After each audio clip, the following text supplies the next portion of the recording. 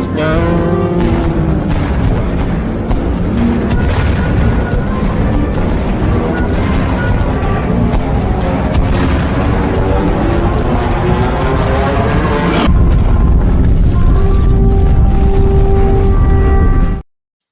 Unfortunately, guys, church is a little busy, so welcome to the Gospel of Comics.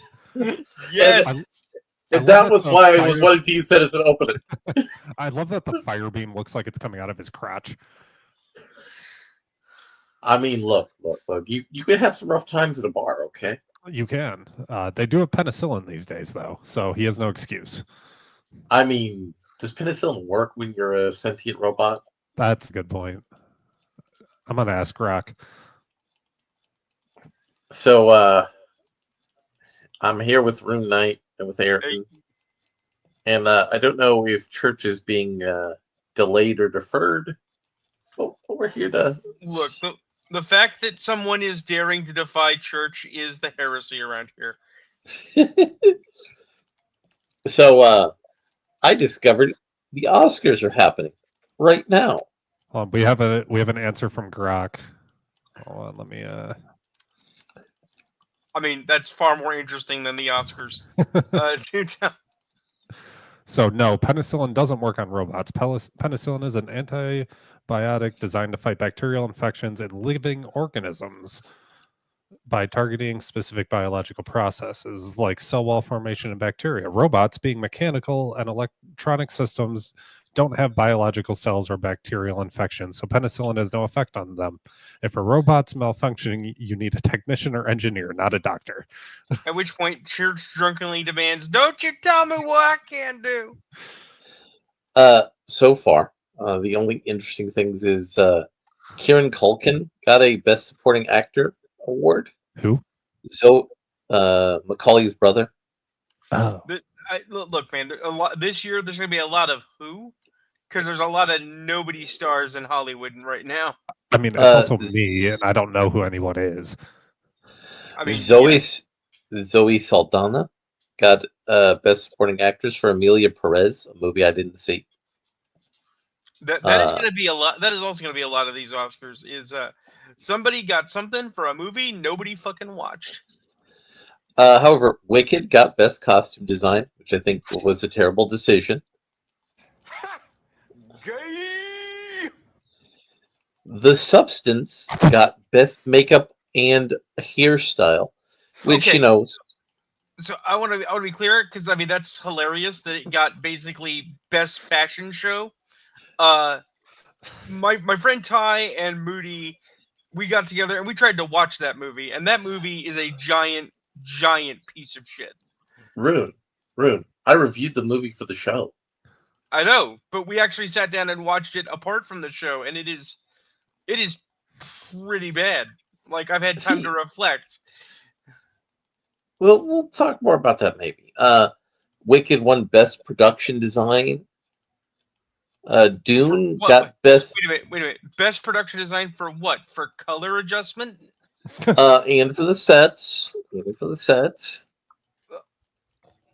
Look, a lot of people talk about how like CGI has ruined FX, but I think they leave out one all-important thing. Like, color correction has ruined cinematography. Dune won Best Sound Design and Visual Effects.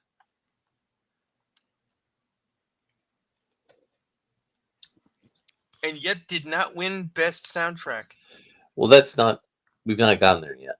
I know, but like the best Dune soundtrack is the original Dune soundtrack. Yeah. So we'll give an Oscar update a little bit later. So I watched something interesting on Netflix. So do y'all remember when it looked like they were making a show about Kamala Harris and Joe Biden on Netflix? Yeah, didn't you mention this to me? You were watching that thing? Yes, but I mean, I was wanting to know if you were aware of that before I mentioned it. No, I was not. Like, Netflix has put out so much slop recently that I have not paid attention to much of it at all. Well, this is exceptional slop. because I believe this was AI generated slop. I feel like they fed into an AI. Here's a bunch of recent events, make them into a single coherent narrative. And we're gonna put italics around the word coherent. I thought the AI just missed the coherent part. I thought that's what you were going to go with. I mean, there is one impressive thing about AI in this regard. AI has learned enough to fully replicate a coked up Hollywood writer. I mean, no, cocaine doesn't explain what I'm about to tell you. It would probably be better if the AI was on cocaine. Now, what I do want to say is all of the actors, this movie should be taught in film schools is an example of what happens when you're making chicken salad out of chicken shit. All of the actors deliver the best possible performance and then some for absolute garbage. And they're engaging because these actors are doing a good job of acting. So I'm going to give you the gist of what happens in this movie, not in the framing that the movie sells it to you, but in the plot of the conspirators. So the conspiracy is started by a bunch of centrist Republican and Democratic senators and congressmen. They decide, what if we create a Cyber 9/11, which we'll call Cyber 11, to make Americans give up all of their civil rights and allow the government to punish anybody who has wrong opinions.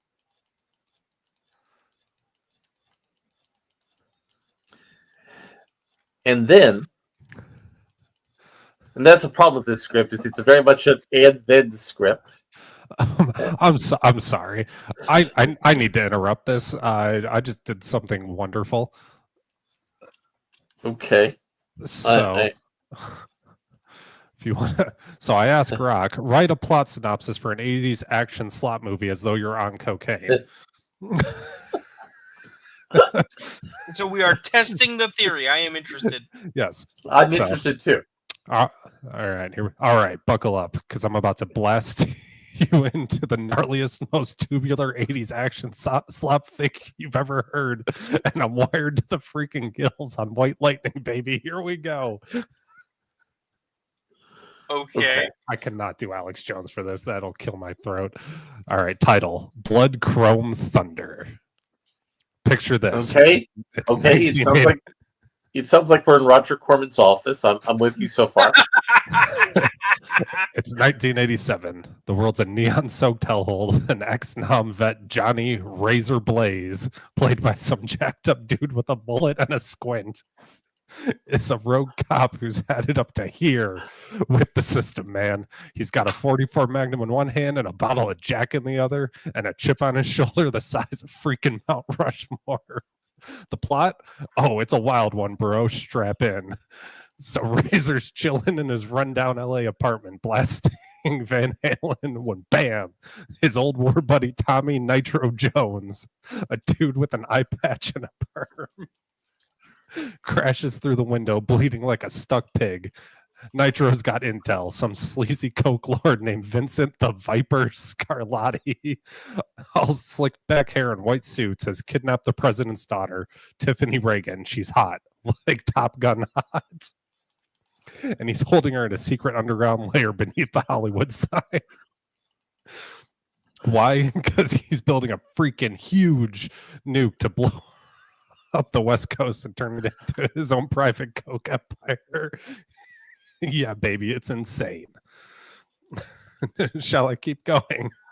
Yes, this is somehow accidentally brilliant. Razor's like, I'm in, bro. Let's waste these scumbags. So they gear up, sawed up shotguns, bandanas, aviators, the works, and peel out in Razor's cherry red Dodge Charger with flames on the hood. Cue the montage. They're hitting up every dive bar in LA, cracking skulls, snorting lines off switchblades, and dodging explosions like it's the 4th of July on steroids. The soundtrack? Nothing but synths and shredding guitars. Thanks, Stan Bush meets Miami Vice vibes. Halfway through, they team up with Roxy the Fox Malone, a leather-clad biker chick with a machine gun and a mouth dirtier than a truck stop toilet. She's got a score to settle with the Viper because he's torched her gang in a double cross. Classic 80s betrayal, baby. The trio storms Scarletti's penthouse, first blasting goons in cheap suits left and right, blood spraying, mirrors are shattering, cocaine's flying everywhere like a damn blizzard. Razor screaming, "You want some?" as he unloads a clip into the chandelier that crashes down and impales a henchman. It's beautiful. But wait, the twist. Turns out Nitro's been working for the Viper the whole time, feeding Razor bad intel. He's like, "Sorry, man. It's just business." And Razor's all, "Business this." Boom! Fist fight on a rooftop. Lightning flashes, rain pouring. Synthesizers are going full tilt. Razor drop kicks Nitro off the edge, and the dude explodes midair because why not? Final act. Razor and Roxy crash the lair. Think neon lights, laser grids, and the pit of freaking alligators. The Viper's cackling. Tiffany's tied up in a bikini. It's the 80s. Roll with it. And the nuke's ticking down. Razor's like, "Game over, dirtbag," and unloads everything. Bullets, grenades, a rocket launcher he pulled out of nowhere. The Viper gets shredded. The layer blows sky high. Razor's driving off with Roxy and Tiffany as the Hollywood sign collapses in a fireball behind them. Credits roll over a power ballad, "Thunder in My Heart," by some guy with a perm and too much eyeliner. Boom, that's it, man. Pure uncut 80s action slop dripping with cheese and swagger. I'm sweating just typing this. I mean, this is going to cost too much to be a Roger Corman picture. Here's the question. If they're using AI to make movies, and AI can make something this amazing on the scale of making Kung Fury look like a wannabe, okay, if they could basically do Blood Dragon the movie, why the fuck are they wasting their time being topical and political with fucking lefty-leaning super dramas? Well, because they don't have our sense of humor, Rune. Well, hold up. You haven't even gotten to the unfolding of the plot yet. You've just gotten. Shit! We're still talking about this movie. Well, it's a TV show, and we haven't gotten to the fun part yet. The fun part where they get a bunch of communists to get a secret computer program from the NSA and give it to Elon Musk, which is female Elon Musk, who makes it. I thought it was a genius cat that had like glasses and autism. No, but it is a female Elon Musk who reverse engineers the virus and makes it into a computer virus that goes into every device that's connected to the internet, or any device that could be connected to a device that's connected to the internet, and shuts them all for a minute. And this is our Cyber 9/11. And into this scenario, we have President not Joe Biden, played by Robert De Niro, and he's got a few other little nuances to his character. You know, he's struggling to write his memoirs. His kid, who is a combination of Liz Cheney and AOC, is in That Congress. is like that is the worst sentence you have ever said on this show. I'm not angry. I'm just disappointed. Well, I didn't make this. I would make this. She doesn't want her dad to get the powers to run the secret star chamber to catch the people who caused Cyber 9/11. But not Kamala Harris brings back not Joe Biden to run this commission because he's the only person who has broad bipartisan trust in America. And so everybody says, "Come on, it's the Russians who did it. We just need to do a little war against the Russians. Just a small war. Just a tip. It'll make the country feel better." I'm sorry, did you say just the tip?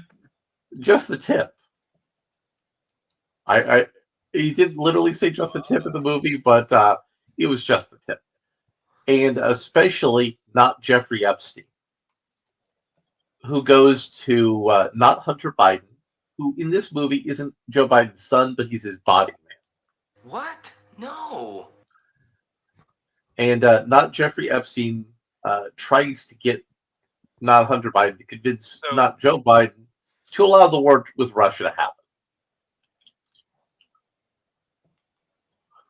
You had a question there? I was gonna say, so Jeffrey Epstein? Exactly.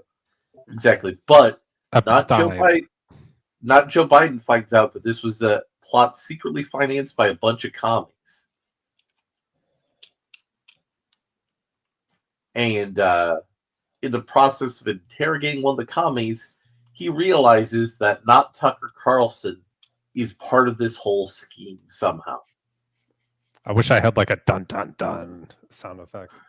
Exactly. And not Joe Biden is also suffering from periods of dementia that are not explained until later in the series. And the dementia isn't natural. It's caused by a secret CIA Alzheimer's ray. You know, I want to ramble about something unrelated but related for just a moment. So, several presidencies ago, Obama was in office, and Putin was doing his early shit posting. And I said, this is all theater. And people are like, what do you mean? I said, this is intentional. In the same way that the Republicans have this cult that worships Ronald Reagan like he was the second coming, there's a leftist conspiracy that believes that we were at our best during the Cold War because the world was stable, even if it was on the edge of a knife. And they really want to bring that back because Russia and America actually have no reason to slap fight with each other. Russia lost the superpower race. There are no more superpowers. And the more Russia and America slap each other, the less we pay attention to China. And I was told, Joe, that's not logical. That's not reasonable, right? But let's fast forward now to today. Russia and Ukraine are slap fighting, and people are being retarded because they can't understand that it can both be bullshit to support a totalitarian regime called Ukraine, and that it can be bullshit for Russia to make an aggressive land claim in Kamchatka. Both are wrong, right? Well, I could. We don't want to get too far into the weeds. I know we don't get too far in the weeds, but I'm saying I'm getting to the point. And yet now, here we go. Netflix is making a left-leaning AI-funded movie, right? Where our actual bad guys, not the conspiracy of, center-right Republicans that are subverting the will of the people. That's just coincidental. The actual villain that they want us to be mad at is Russia. They don't. Actually, they don't. I'm because just saying, our hero knows that this is wrong. Right, but I'm just saying, yet again, there's this undercurrent of alarmism that somehow Russia is a threat. And it's like Russia is not a threat to itself, let alone us. No, not in this show. Not in this show. Not Jeffrey Epstein only wants to do it to make money off of Russian oil futures. Right. So Americans start to get paranoid because they think, oh no, other Americans could be, the enemy. And so not Joe Biden gets told that not Larry, Tucker. Larry, what kind of American are you? Exactly. So not Joe Biden, who believes that not Tucker Carlson is connected to this somehow, gets him brought to the secret Star Chamber prison, and then waterboards Tucker Carlson. Church, you're in the chat, but you're not on the show.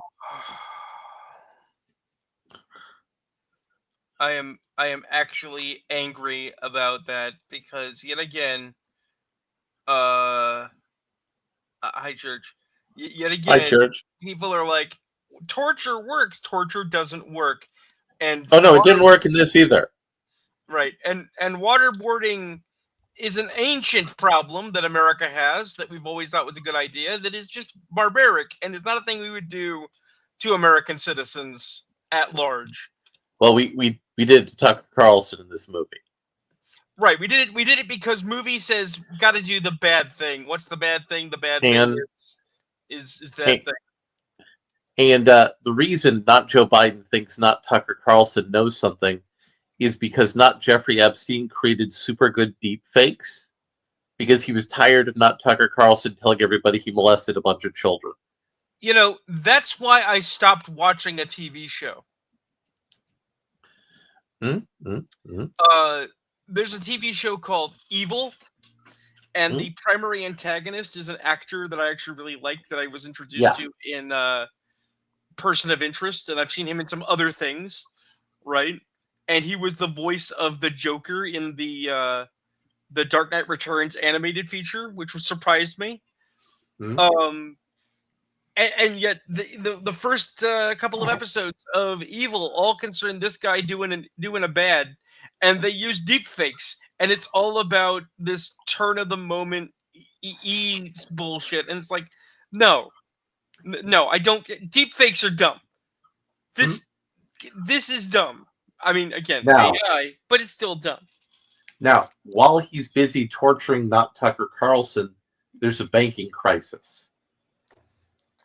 This is getting more and more tedious as you talk, and I'm about to go kill somebody. Well, hold up. We're almost through. We've almost made it to the finish line, big dog. We're almost there.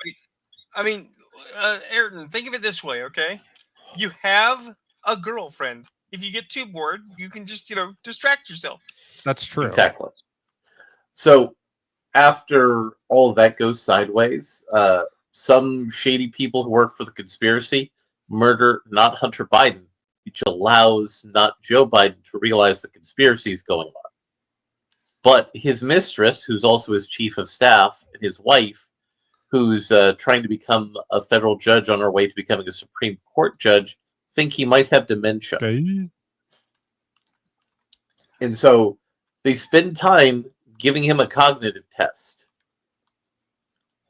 Well, to determine if he is in his right mind when he's depriving people of their basic civil rights, like not Tucker Carlson.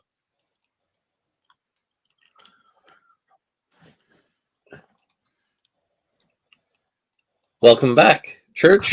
Not Tucker Carlson. Have you defeated the Heretics Church? The Heretics. Oh, you didn't see the opening? No. Well, let me replay the opening for Church so he can appreciate it.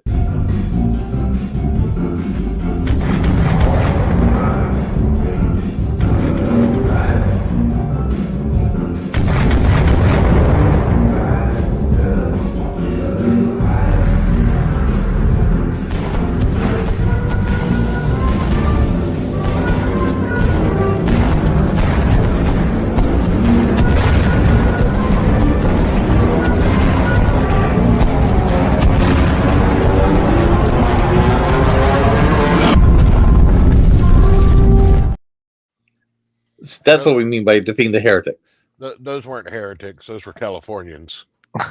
Is that not the same thing? Excuse me, sir. Those pictures are the same.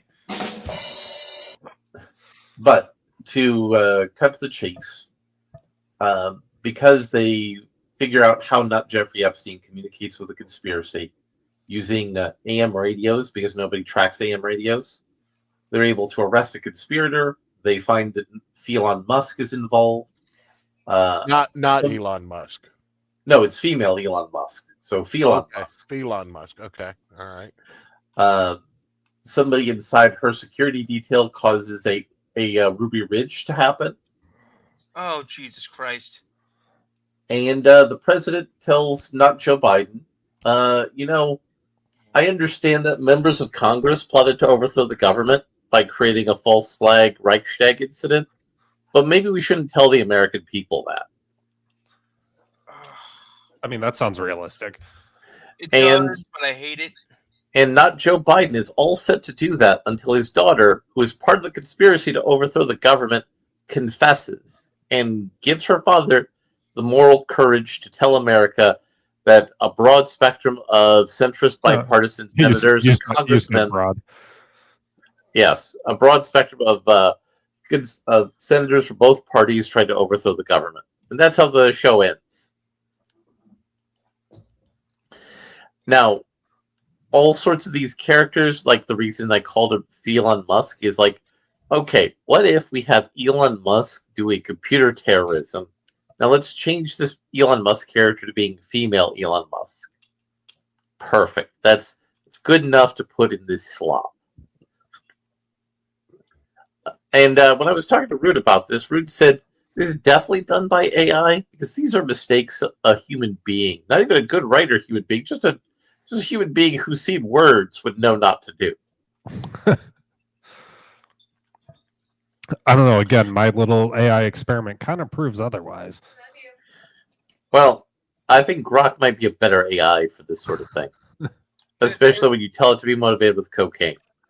The other thing is you specifically told it slop. You told it to write badly in a specific style of bad. Well, I mean, it's a TV show, not a movie, Church. But I also watched a movie based off of a best-selling comic book this week. We watched a movie based off of a alleged book. Well, hold up. We're going to let you get into your review in just a second because I want to cancel out your X rating with a G rating because I saw Dogman. Now, Church, as the person who's been the parent here, do you have any connection to the Dogman franchise? I mean, besides the connection to the Captain Underpants franchise that my children seem to appreciate more than the Dogman franchise made by the same person. So, Rune, are you familiar with the deep lore of Dogman? I am not. So, Dogman was originally two different beings. A super smart police dog and a physically super capable policeman who was a dummy. Wait, is this like the comic book called Dog Nigga? He's a dog and also a nigga? No. This is a literal dog welder scenario. No, dog welders when you get the dog welded to you. Well, no. Hold up, Church, hold up. So the police officer and his dog have a horrible accident. My fiance's Where the dying laughing next to me. I don't think she believes me that dog nigga's a thing. I believe for you young people, the better comparison would be cat dog. This is a cat dog situation. Well, no. Cat dog was born that way. Dogman, the dog loses use of his body, but not his head. And the man loses the use of his head, but not his body. And so two female doctors decide to put a dog's head on a man's body. Well, this was also created by the in-lore creator of Captain Underpants, correct? Yes. So Dogman has his arch nemesis Petey the Cat, and as is traditional for 70s and 80s superhero narratives, Petey the Cat keeps getting let out by the limp-wristed liberal police in prison app. Yeah. Because the mayor tells the chief of police that Dogman can't stop Petey the Cat because her brother runs the cat jail. And Dogman actually has a scene from RoboCop in it, which I thought was really weird, but weird in a good way. How do we know that RoboCop doesn't have a scene from Dogman in it? Well, RoboCop came first, so that's how we know. No, are you sure though? I've heard it both ways. Yeah, we could be in a paradox. So have you heard of the Mandela effect? Come on, Larry. Yes, but that happened in the past. That happened in the past. It's something that happened in the present. That's not how the Mandela effect works. I'm just glad I lived long enough to hear Larry sigh like I do. where Larry is just like, this is my life now. I've gotten Larry to sigh like that before. This isn't the first time. We're both a little drunk, and we were at that hotel when he was up in Michigan, but that's besides the point. Wait. Did you both have socks on? Of course. We did. Okay, very good. So Dogman loses his family because he turns into a dog. Not only does the ex-wife abandon him, he abandons him for another dog too. So it's a double betrayal. Well, we actually have coverage for the huge bitch later. Yeah. Oh yeah, I forgot about that. Aren't you happy, Church? You see there, I set stuff up in advance for the show. I am. I took your constructive criticism and applied it. But Dogman's nemesis is Petey the cat, who, in doing his evil schemes, has a cloner. But he has. Okay. What? I think Church had a connection issue. So Petey the cat, in the process of cloning himself, has a son, little Petey, who's a good boy and loves his dad. Even That though was his my dad's nickname an in high evil school. criminal. Yeah. And then Petey the cat reanimates the telekinetic evil fish. The telekinetic evil fish creates a Gundam / Voltron scenario with buildings. They defeat the evil fish, and Petey the cat reconciles with his son, but lets his son live with Dogman. It was overall a heartwarming thing. Wasn't very good, but I'm pretty sure if you like Dogman, you're not looking for a strong narrative. You're just looking for a cartoony dog man solving crimes. Turns out, even after updating, my headset still does not like me attaching other Bluetooth devices to my machine. Huh. There's that. Problem That's is, a problem. my mouse is Bluetooth, so That's a real big problem. That's a real See, big problem, Church. that's why I use a gerbil. Now, speaking of using a gerbil, Ayrton has decided to take his shit posting on this show to the next level. He's going to Okay. review an actual pornography for the show. Okay, all right. Hold on. So What I are we have it talking here? behind the green door. So let me get. And this is actual pornography. This is actual pornography. Kind of. So I have a clip here. Don't worry, I blurred it out. Jesus fucking Christ, dude! I mean, I blurred it. Get shit off the screen. let's. Hold on. Hey, It's my channel. Don't get me fucking banned. I mean, let's give I it pay credit for where this credit's fucking due. channel. Let's give credit where credit's due. It's actually historically significant pornography. I don't know why It it is. keeps pausing. Well, Yes, I did take it off screen upon Church's request because it is his channel. When we go off air, suddenly I blurred everything. I went through and pulled this clip out Also- and put it in video editing software and blurred it. I Also, understand that, but it's well- still YouTube.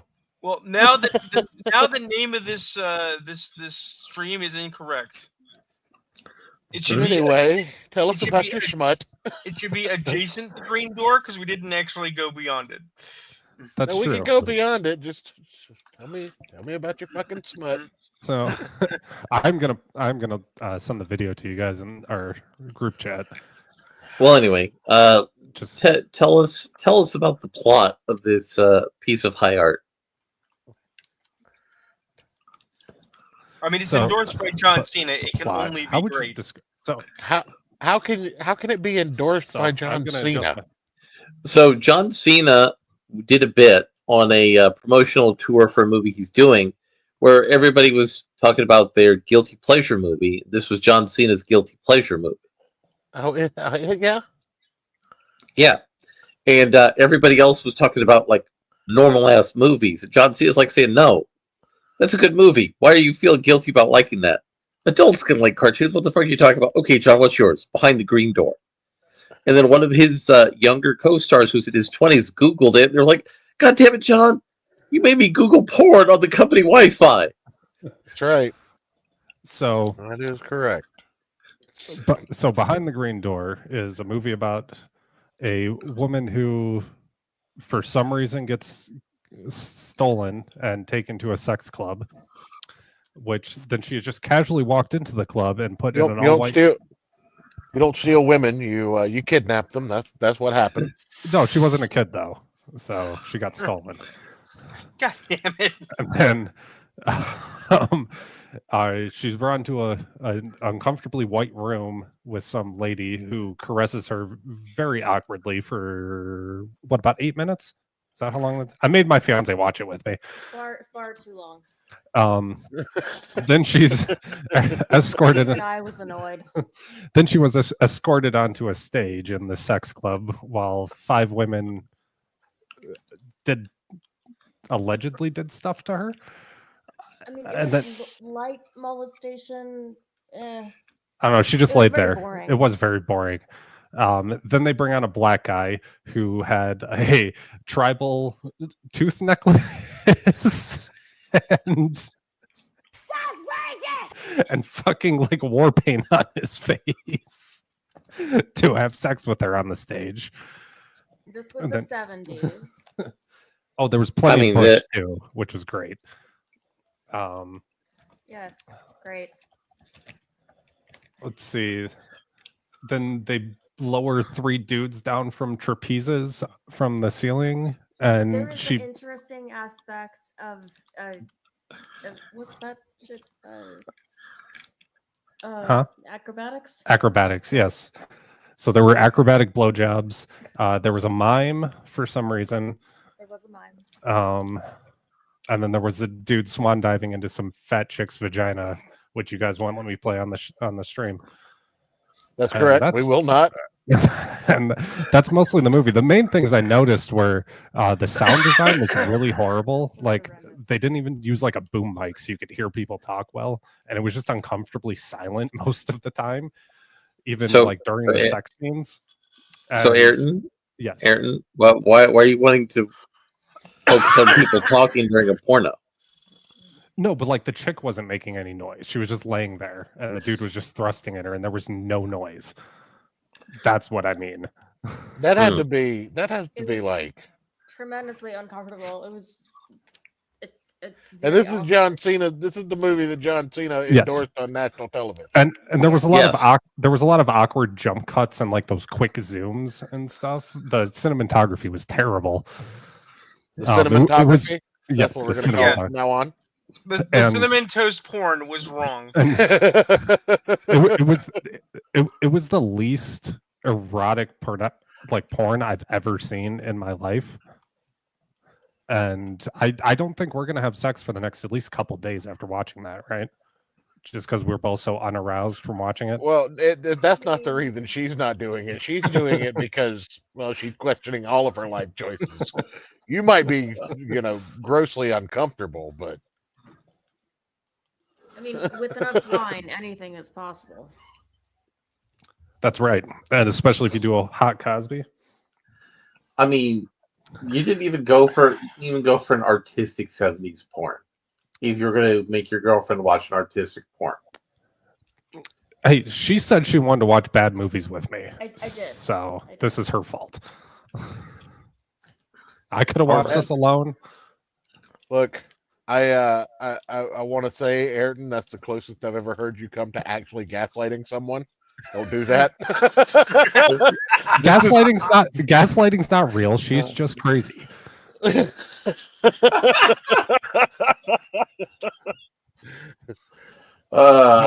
Don't make me start to feel sympathetic for the women in your life, Ayrton. I mean, just crazy enough to make the sex good.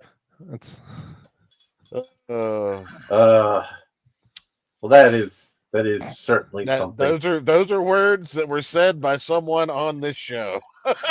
okay. I've said much worse things on this show, and you guys know it. So Ayrton, are you familiar with the Coca-Cola conspiracy?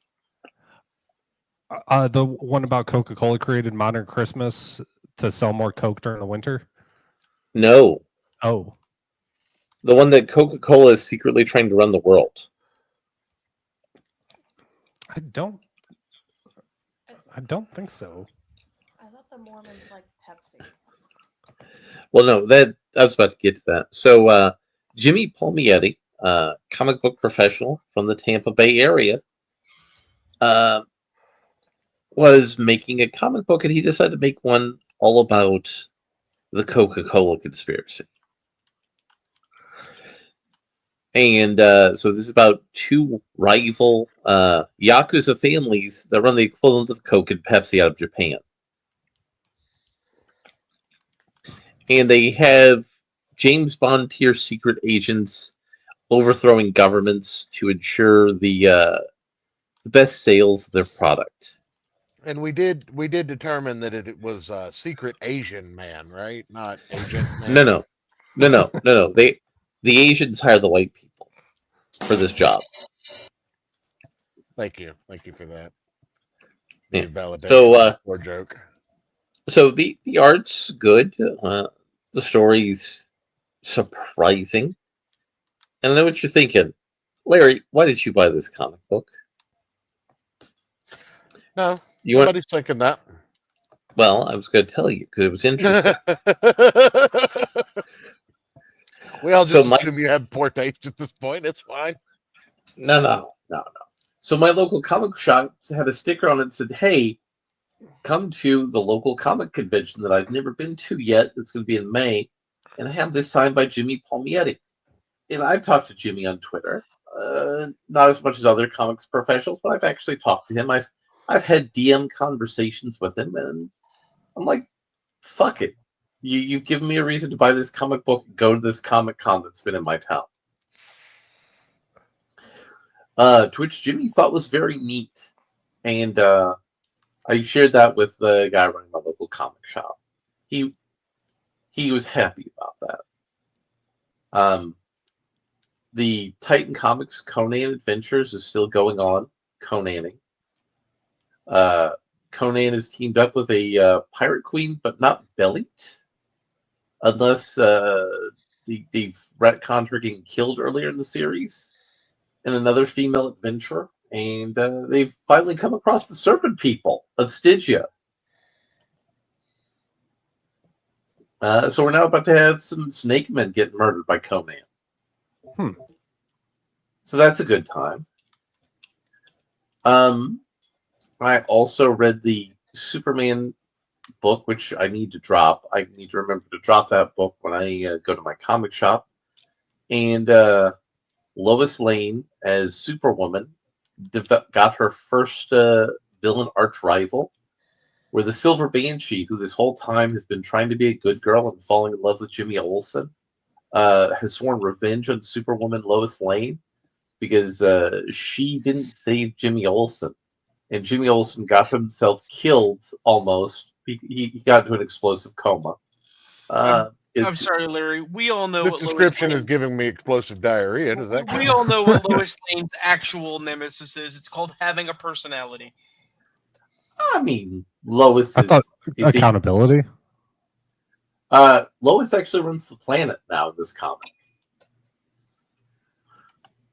We know that's why. I mean, did Perry White die at his desk? No, Perry White's currently running for mayor of Metropolis. Okay, I will Did grant. Did Lex Luthor die? And Lex Luthor in this universe? No. Lex Luthor went to prison, became a friend of Superman, gave Superman LexCorp to run, and is now a science hero. Well, I mean, that's that's what we all know Clark Kent / Superman for, is his ability to run a business.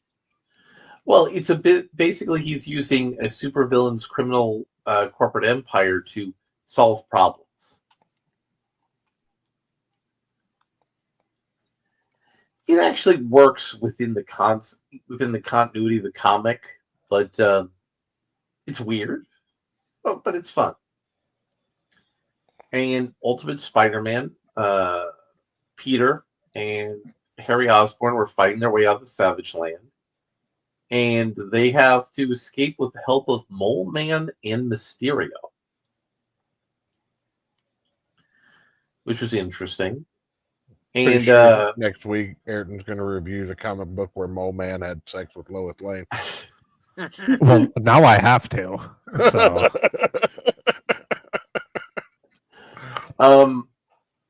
and Peter stops Harry from murdering Craven, and Craven repays Peter by shooting Harry in the head. Craven's carrying a gun now? Yes. That's out of character. Well, look. Craven's a hunter, and hunters like to use guns. This is what your Not boy Craven? Jonathan Hickman. This is what your boy Jonathan Hickman's doing. Look, I think he started smoking too much Hickman Pack when he had so much success. He should have stopped in 2015 and taken a breather. Now, Peter's son, who is 15, the comic explains he's 15, but he says, he said he's 16, then he says, well, I'm 15 and a half. And Black Cat says she's 17, but she's actually 16 and a half. So Black Cat hitting on Peter's son is not creepy. Except it is. How is she But- only But how is 16 and a wait? half? Is this Felicia Hardy's kid? No. This is in this alternate universe. This is Felicia Hardy. Is this also the black cat that I saw? She's Puerto Rican. So yes. So here's the thing. Oh my I God, saw you're Mexican? I saw this cover, okay, and I saw somebody saying, "Oh, she's underage. I better see none of you motherfuckers creeping on her." And the thing is that I didn't know one way or the other. I'm just looking at the art, and I said, if they don't want people creeping on her, they shouldn't draw her like she's a grown-ass woman, because she looks like a 20-year-old supermodel. They can say that character is 16 as much as they want. Some artist wanted to look at titties. All right? I think the big problem here is that the more they make the Black Cat into Catwoman, the less interesting she becomes. Well, she wasn't that interesting to start out with. Yeah, but Felicia Hardy at least had bona fides. She had been around long enough to be her own character with her own fucking story and her own fucking personality. And now we're going to be playing it out where Spider-Man has to survive with the Kingpin using all of the Maker's resources to try to hunt down Peter Parker.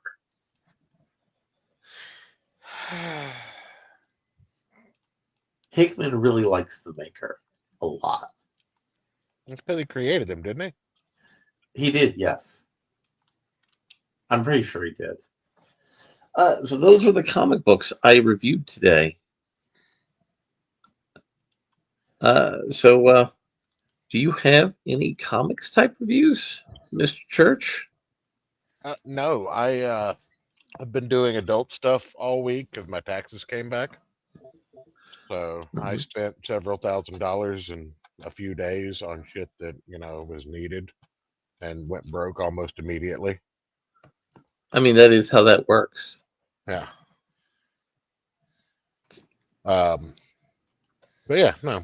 I will say that having a new mattress, I would much rather be sleeping than doing this right now. That's what I was doing before I got on and realized I needed to reboot my machine.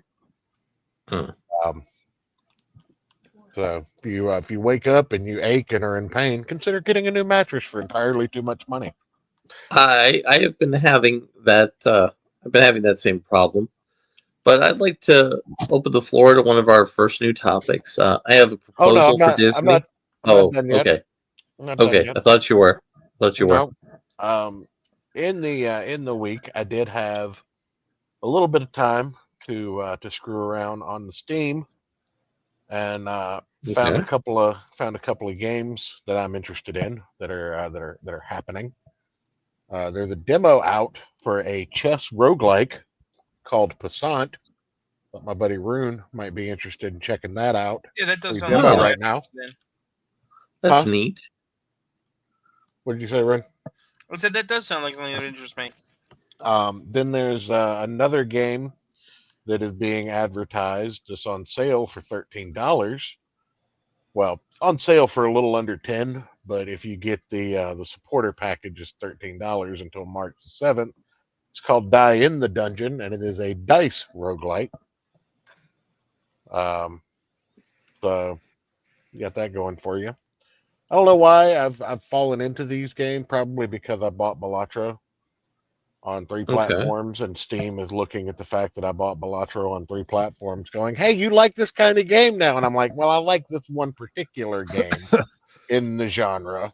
I mean, And- I'm in a and- beta for a Balatro knockoff called Wardatro.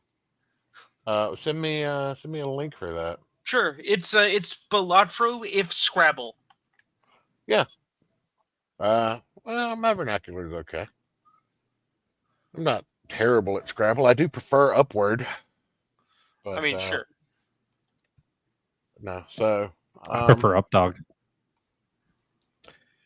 I did learn about a Greek hero of myth, both of these. Anybody want to Does he inquire hang? about Does he both of hang out? these? Does he hang out with Joe? No. His story is very similar to Achilles. It's just the part of his body that he was held by was different. So his weak points in his groin. Okay. You mean because he was held by D's nuts? Yes, he was held by both of these nuts. I see. I swear he hangs out with Joe Mama. I wasn't So, going to give you the satisfaction. Look, the okay, I can problem do it is myself. the problem is with this particular bit of mythology is that people always conflate it with Bigisticus and his wife Gigantia Incantia, but those are the Roman knockoffs of the originals. There's also a slight spoiler for Dungeon Crawler Carl that I want to, because I have to know it. You guys do too. In the story, because the dungeon has its own gods and mythology baked into it, there is a deity who was banished to the nothing by the name of Metis. What about Candace? Can Nope. the stick fit in your mouth? Nope. We've moved past that. We're on to Metis now. Metis stole a god's penis because the god told him to turn his music down. So you're in fact saying Metis deletus. I mean, yeah, I would do the same thing. And every so often, Metis is summoned from the nothing, and then the god shows up to try and get his dick back. But then people make noise and annoy it and drive it insane. It's such a fucked up little story, but I can't stop thinking about it.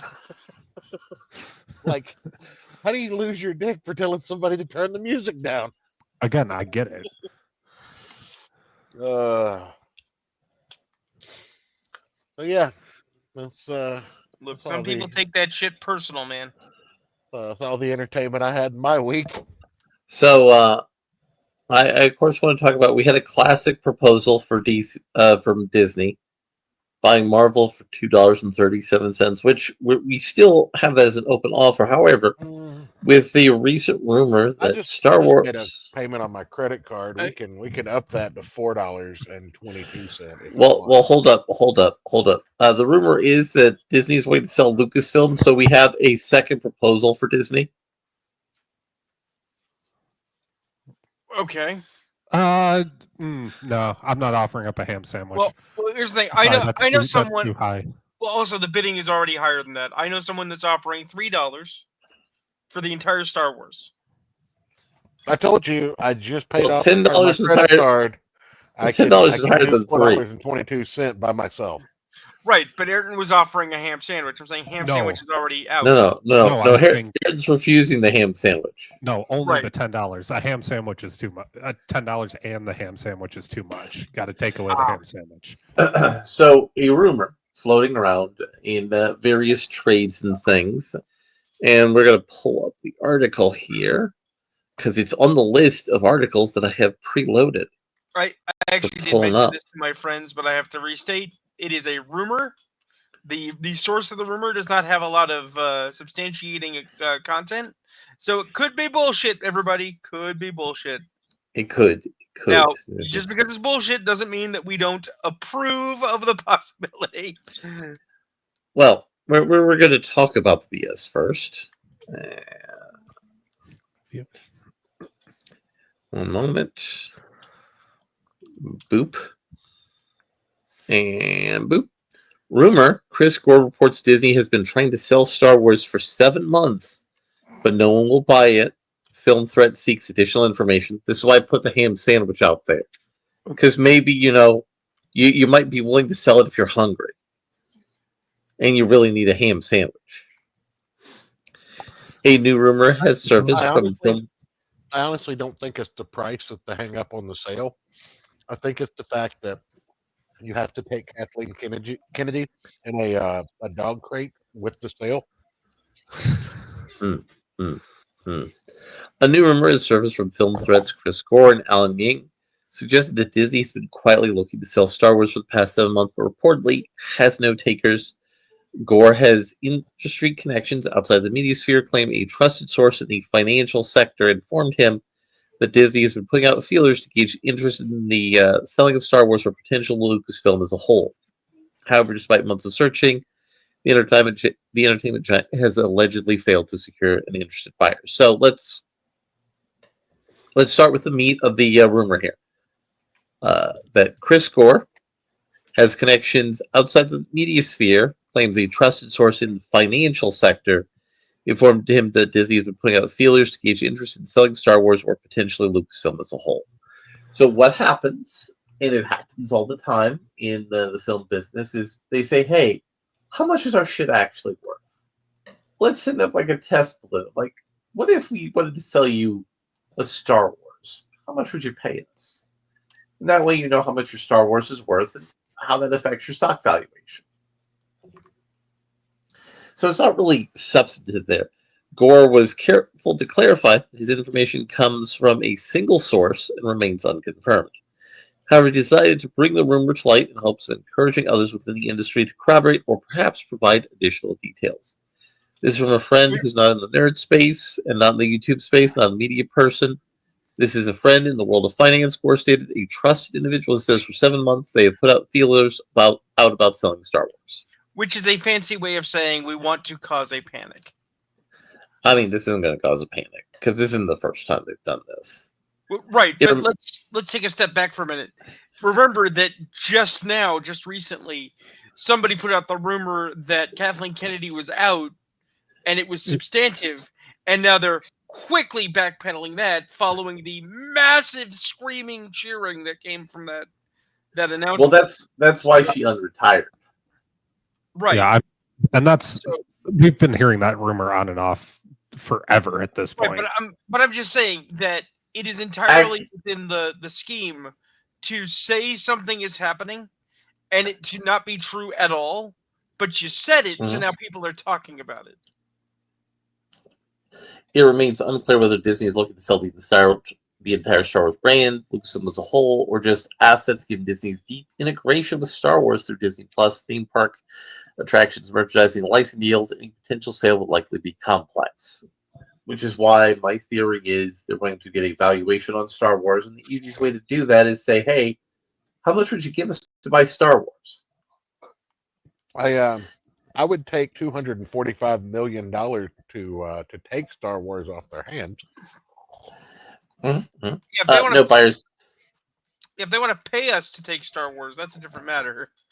No buyers interested. The most surprising aspect of the rumor isn't just that Disney may be looking to part with the franchise it acquired from George Lucas for $4 billion. It's that, according to Gore's source, there are no interested buyers.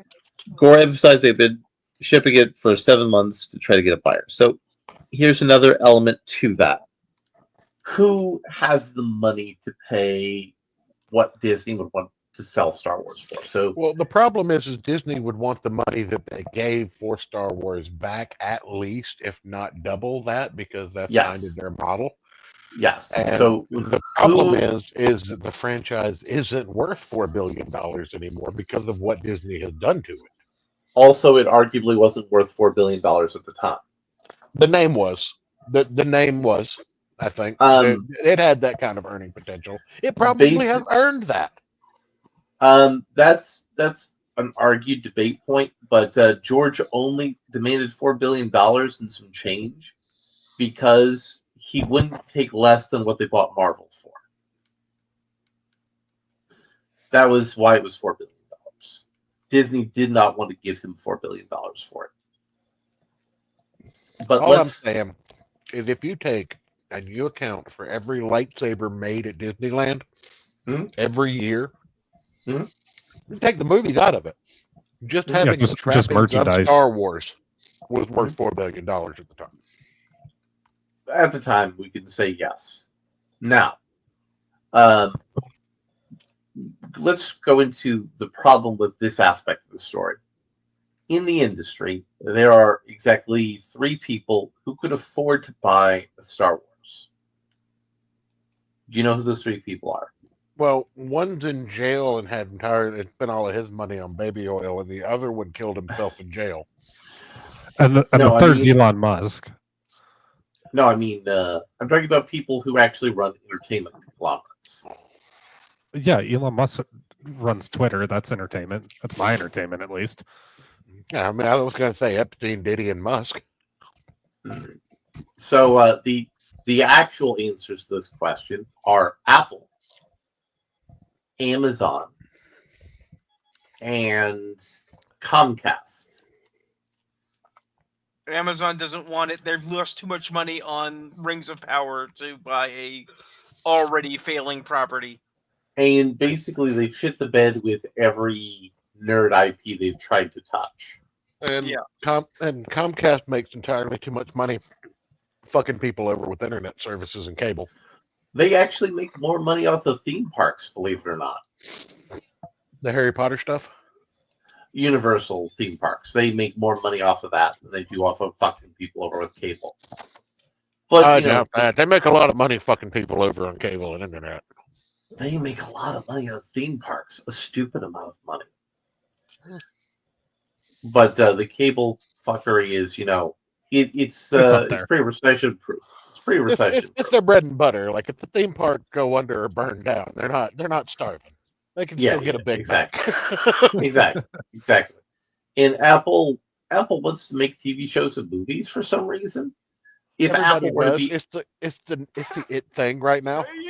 yes, if Apple were to do it, they would be buying it to get Industrial Light and Magic.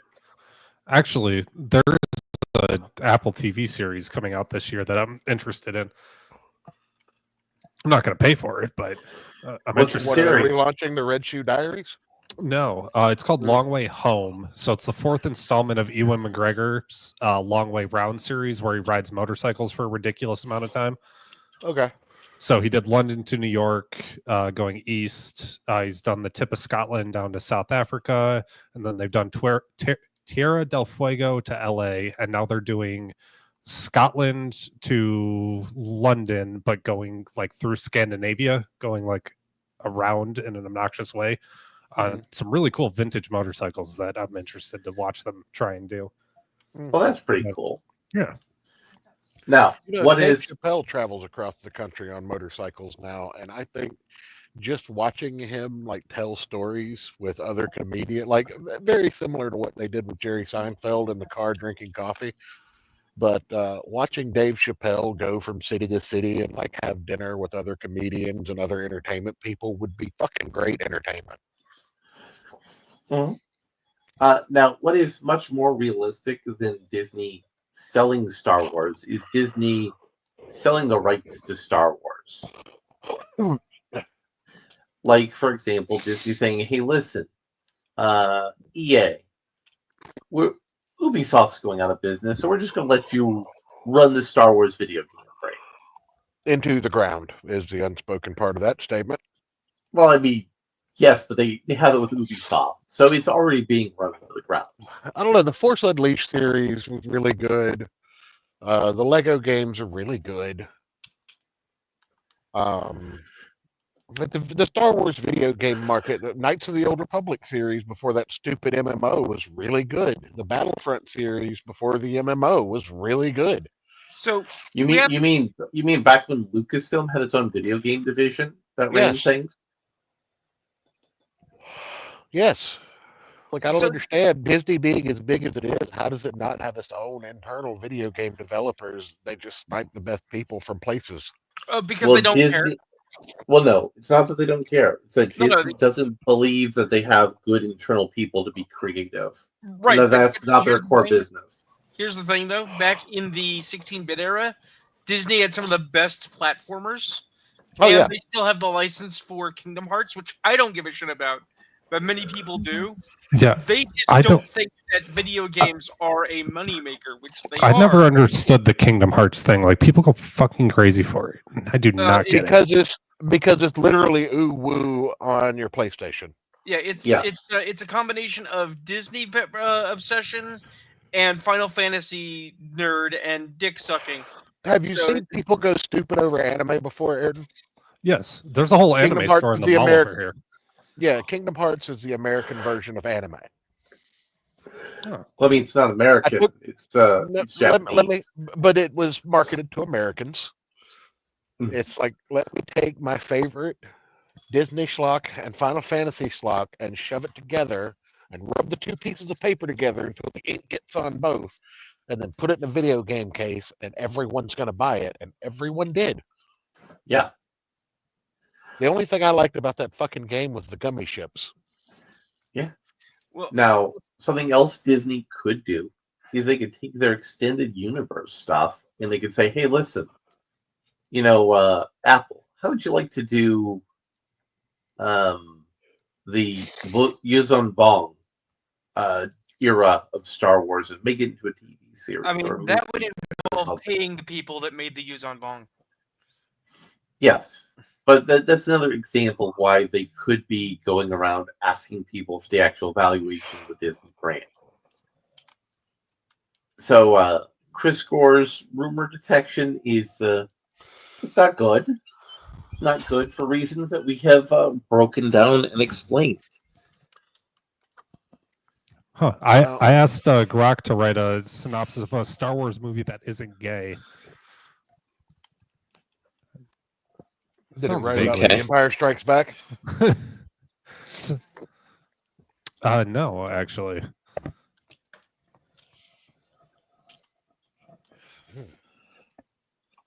I'm waiting to hear this. I was finishing reading it. Actually, that doesn't sound horrible. Here, let me throw this up. Man, this new Grok is fun. I like this. So the Best Picture is a movie that I haven't heard of. So while Ayrton's doing this, I got it ready. Look it up. Go for it. Tell us this movie. All right, so Star Wars: Shadow of the Verge. In the uncharted fringes of the Outer Rim, a rogue Imperial remnant led by the cunning Admiral Kor Vex has unearthed a long-forgotten Sith weapon, the Eclipse Forge, a colossal station capable of collapsing stars into black holes. With the New Republic stretched thin, rebuilding after the Galactic Civil War, Vex aims to unleash chaos and carve out his own empire from the ashes. A grizzled ex-smuggler, Jackson, with an X, Cade, stumbles across Vex's plan when his ship is caught in the Forge's first test, barely escaping with a cryptic holocron warning of the weapon's power. Reluctantly teaming up with a fierce Mandalorian bounty hunter, Zara Torv, and a young Force-sensitive mechanic, Eli Vorn, Jackson sets out to stop Vex before the galaxy's edge becomes its graveyard. As the trio race against time, they clash with Vex's elite Shadow Legion, navigate treacherous asteroid fields, and uncover a hidden Jedi outpost that holds the key to the Forge's destruction. With dogfights and sleek starfighters, brutal hand-to-hand combat, and a cinematic showdown aboard the Forge as it powers up to obliterate a Republic fleet. The fate of the galaxy hangs in the balance. Loyalty, grift, and a touch of destiny drive this ragtag crew to defy the odds in a battle that echoes the timeless struggles of light and against dark. So you guys know that I'm not a fan of South Park, but I do believe they Awesome. said the requirements here for this to succeed, which are put a chick in it and make her gay. Okay, I'll say add a chick and make her lame and gay. Yeah.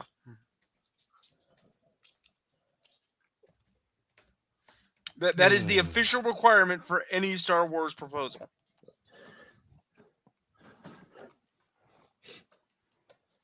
But Kathleen Kennedy could be like the squats, a thing that won't happen until you stop asking for it to happen. Okay, sorry. So, so in the paragraph outlining the main characters, so Grok added, tagging along is Lissa Ren, a whiny, self-obsessed New Republic aide who's constantly flirting with Zara despite being useless in a fight and tripping over her own feet during So we every got escape. it. We have a chick in it that's fake and gay. It's good. It's Oh, good. That's Uh, fantastic. so Church, as our Yeah. resident Secret Warsologist, Saving that Yes. what was the end game after Jonathan Hickman's Secret Wars? What happened to the Marvel Universe? Plant people. It was completely rebooted with basically Reed Richards and Molecule Man going around recreating all of the multiverse that was destroyed in the incursions that were started by Doctor Doom and the Molecule Man. So They basically Marvel, channeled Molecule Man's power through the Fantastic Four, probably utilizing Franklin Richards. I'm pretty sure he was there, and using the universal correcting powers that basically they turned Molecule Man into the most powerful thing in the Marvel universe, including but not limited to the one above all, by allowing him to essentially hold the power of creating and destroying multiverses in the palm of his psychotic hand. So one of the senior executives in Marvel TV, when asked about the possibility of a full MCU reboot after Avengers: Secret War, the movie that's coming up that we're supposed to be excited about, you can't really fully reboot anything. It's a very difficult thing to do. A living, breathing fictional universe to just start from scratch, because all the fans' investment and love for those stories have come so far. So what do we think about the MCU not rebooting itself after Secret Wars? Well, let's just take a moment here and look at reboots in a historical sense. The first main reboot for Marvel was Secret Wars in 1987. Alongside one of the first main reboots of DC with the Crisis on Infinite Earths, and neither one of those were true reboots because there were remnants saved that were considered profitable from both things.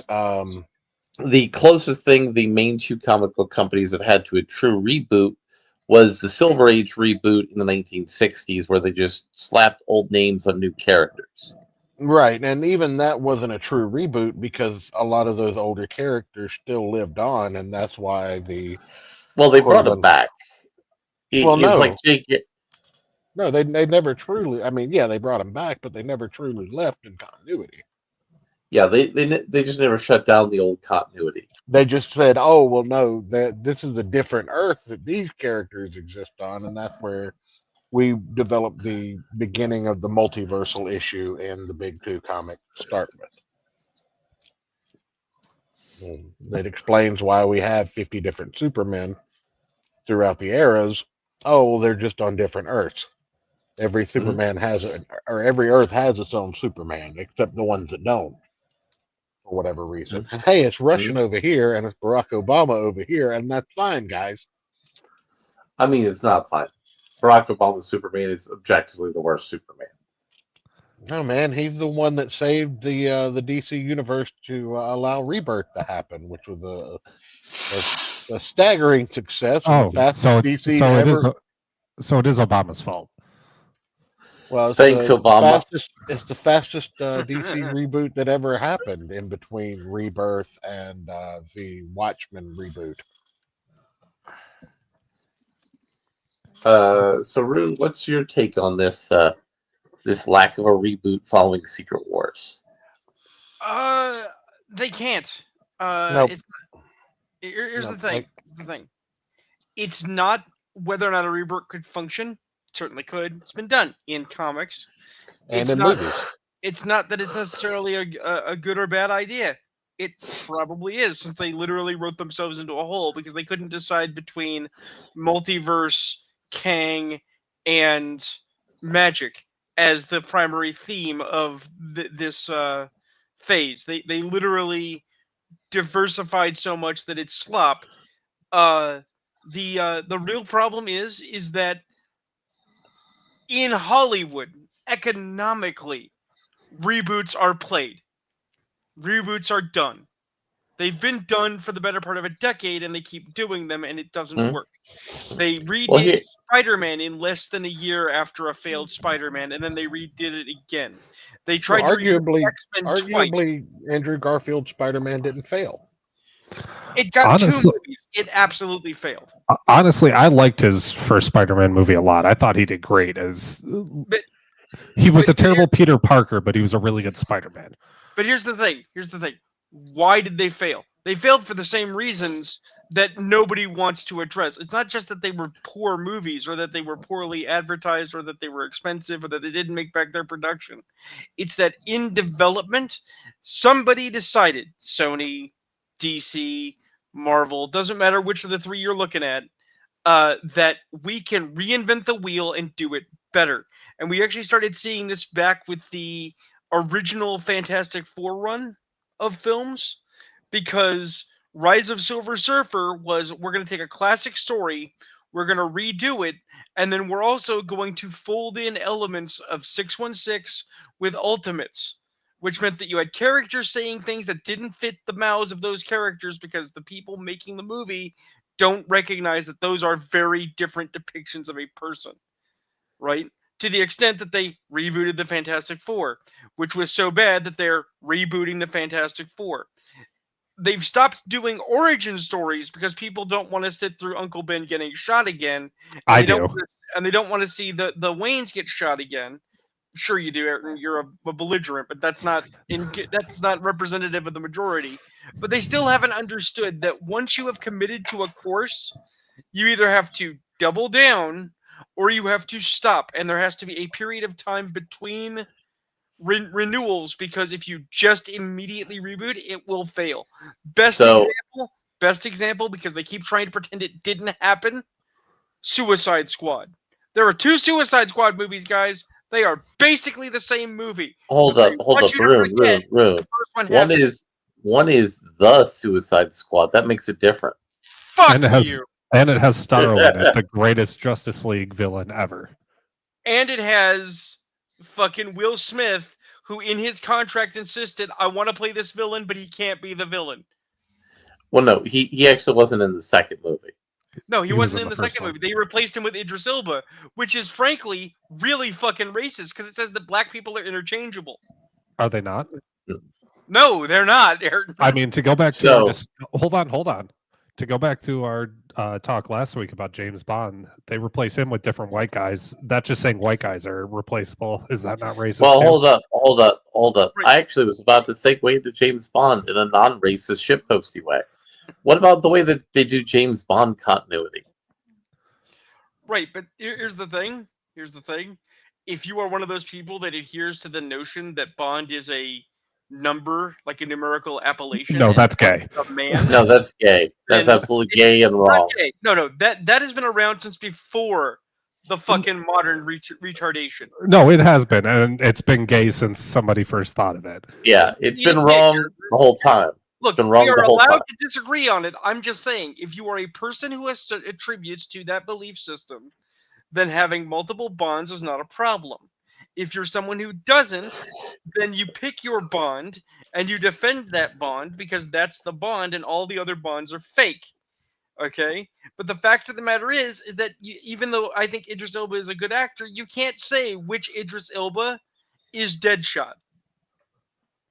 Okay? Well, I You mean, can't. he's not playing Deadshot. He's playing stock Idris Elba character. Right, and that's the problem. He's being treated like interchangeable person because he's also not Hemdall. He's also not Knuckles the Echidna, even though he really did want to do that role. He is. We got Idris Elba. Come watch our movie, and in 10 years, when he is on to other things or he is no longer the same level of star pull that he is now, no one will remember. Because none of these films are being made for the long haul. None of this story or world building is being made for the long haul. It is being shoveled out like slop by slop merchants, and then they're saying, "Why don't you like the slop?" And then they think they can reboot the slop, but it's the same slop. Look, Rune. What we're gonna do is we're gonna just put a little bit of water in the slop and put it in the microwave. It'll be just as good.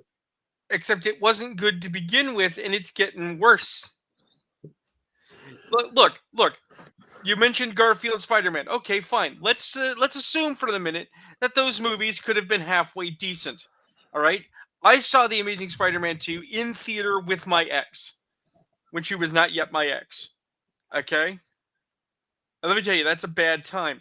But we all know what the real bad time is. You had a major, award-winning, dramatic actor as the Rhino. That's not a job he did to pay the rent. That's a job he wanted. And you made him a joke at the beginning and the end of the film rather than do the fucking Rhino. What the fuck are you thinking of? Why would you ever not utilize that actor while you got him?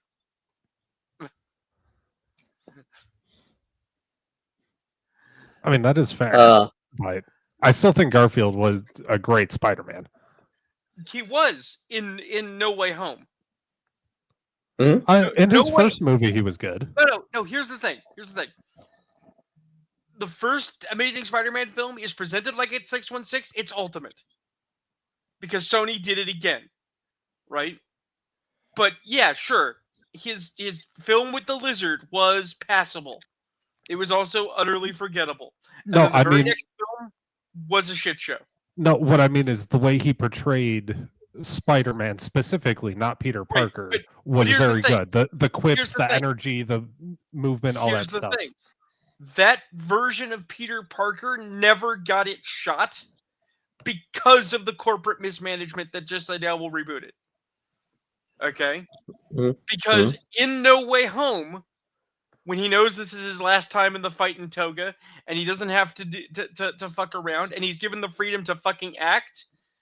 Imagine that. Garfield actually was a halfway decent Spider-Man. And they even somehow gave him some gravitas. Because when Tom Holland's Spider-Man is feeling down and is like, "I want to go hurt people," he talks to first Spidey, whose name just fell at the back of my Toby.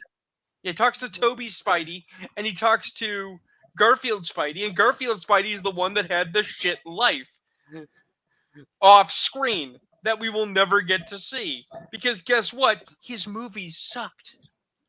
And his movies sucked because of Corpo. They sucked because they thought they always had an out with, "We'll just reboot it."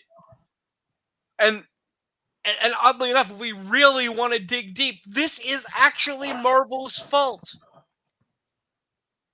Because rather than commit to selling Spider-Man forever and walking away, or renting Spider-Man out and having him automatically go back to the House of Ideas, they said, "Oh, well, we'll rent him out as long as you're using him with a time limit."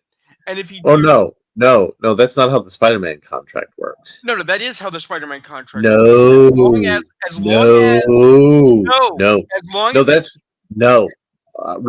no. That's how all the other that's how all the other contracts work. Because the other contracts weren't worth as much money. Spider-Man was worth $1 billion. Right. Columbia Pictures has the right to make Spider-Man movies, so long as Columbia Pictures as an entity is not resold. So long as Sony still keeps making movies, Sony can keep making Spider-Man movies. Right, but the thing is that Sony doesn't make good Spider-Man movies. They are in fact losing money every time they make a Spider film now because they're not making Spider-Man movies. No, they've made money on all the Tobey Maguire movies. Right, but they didn't make those in recent memory. Those are re-releases. I'm saying when they make a Craven, when they make a Venom, when they make are you talking about Tobey Maguire? Or are you talking about the new kid? I meant Tom Holland. Excuse me. I got Tom Holland. And they Toby didn't confused. make those. Disney made those. Disney fronted them the money to make those. No, they fronted half the money. Right. And Sony had full creative. Because Sony couldn't make a successful Spider-Man movie without Tom Holland. They needed Tom Holland to give them the life support to succeed. So Sony had full creative control on No Way Home. Disney had nothing to do with No Way Home from a creative standpoint. Except for the fact they provided the director and the cinematographer.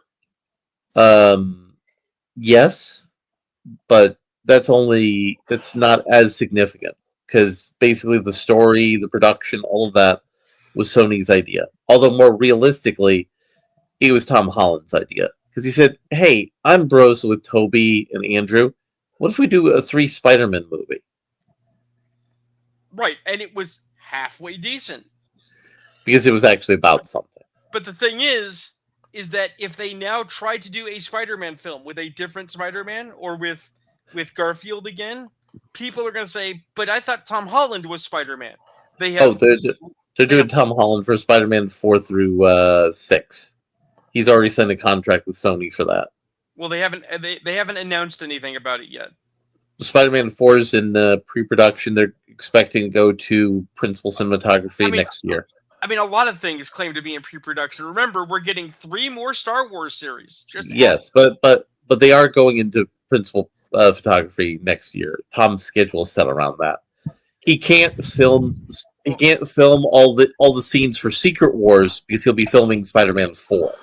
I mean, concurrently. Is that not also because, quite frankly, Tom Holland needs Spider-Man after the failure that was his attempt to branch out into Uncharted? No, he got paid. Movie crashed. He got paid. That doesn't bother him. He got paid, but the boy needs to build some credentials if he's ever going to not be Disney product. Yeah, basically Sony's throwing things at him to try to see if something sticks. But he got paid, so he's fine. Now, I want to bring to your attention that, on a related note, Zendaya keeps getting put in things. Almost as much as Pedro Pascal.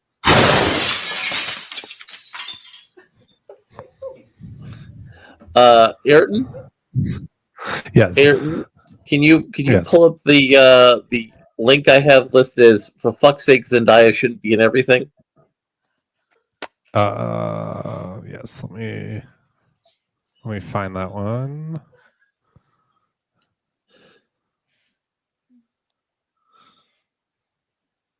That was a while ago, wasn't it? It's down the list.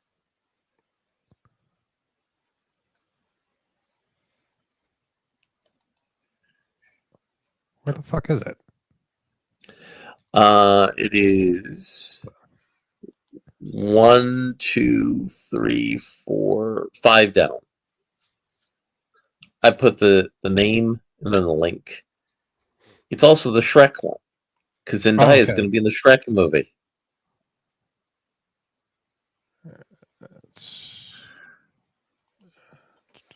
It's loading.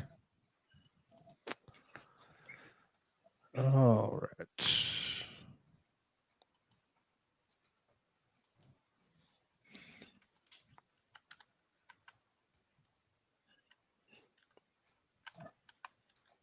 Hey, Magic Mirror, who's the fairest of them all? Why, Shrek, of course. Ah! Ew, Dad. Ooh, Mama like. Who's making this stuff? Not me! Whoa!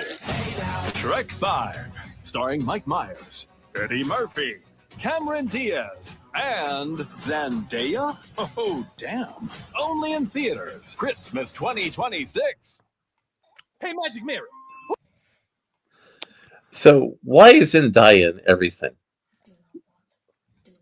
Can we get a situation where we can get like Zendaya and Pedro Pascal? Just come up with a movie cast of all the actors who are in too goddamn many things and put them all in one movie together. So and then have John you gotta Landis keep come him out. from. You gotta keep him from talking about how they were molested in Hollywood somehow. Yeah, and then you have John Landis come out of retirement to direct that movie. Oh God. Was that too dark, Root? I mean, as long as they stay away from the helicopter, they'll be fine. So why is Zendaya in everything? Because it's a name. Because I don't know who the fuck it is, but it's a name I have heard. Well, And why does she only have one name? Could she not afford a last name? Well, Well, because here's the thing. I am gonna make a succession of very contentious opinions, and then I'm gonna give the qualifier that makes them not awful. Okay? Okay. Shrek movies trash. Well, the first Shrek No, movie was no, good. no. Hear me out. My old man bought all of them. My old man compulsively loved like Disney, DreamWorks, kid movies, didn't matter. And sometimes he'd get a wild hair up his ass and he'd watch them on marathon.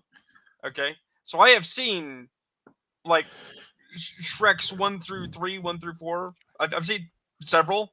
Okay?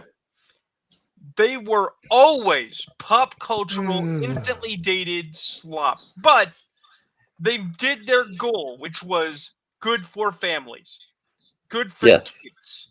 Okay? And so in that sense they are successful. The Wait, first who the one fuck is is she calling gentlemen? the first one is pretty nice because John Lithgow is amazing. Hmm? But yeah, I remember You. the last Who are one. you I calling remember the gentlemen? spinoff into Puss in Boots, who got his own TV show that I had to sit through because my dad would fucking watch kids cartoons. Hey, I the watched kids second cartoons, the but still, second Puss in Boots was No. amazing. I'm getting there. I'm saying I had to watch if my dad was watching the Shrek movies, he'd watch the Puss in Boots movie, the first one, and then he was also watching not just the Kung Fu Panda TV show, he was watching the Puss in Boots Okay. TV show, which is proportionally worse.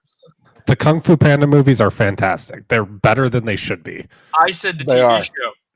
I'm just saying the movies though are way better than they have any right to be.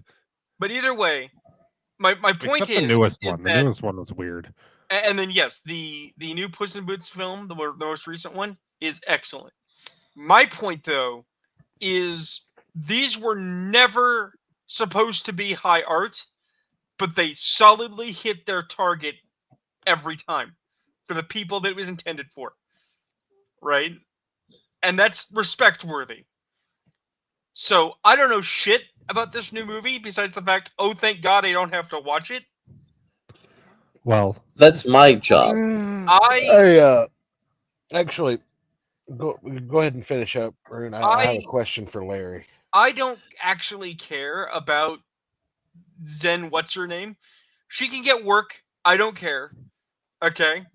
What I find more interesting is the people making up narratives to start shit now for a movie they know nothing about.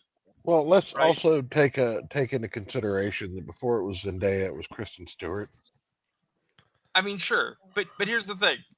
They're like, "Oh, Shrek has kids. One of his kids changed eye color. Did it? Did he have multiple children? You don't know how much banging Shrek does in his swamp. Oh, He actually had multiple children. It was in one of the movies. Well, it's Zenida. It's gonna be gay and it's gonna be a chick. It's like, maybe. How the fuck would you know? You haven't seen it yet. Well, they changed their faces. They made everyone ugly.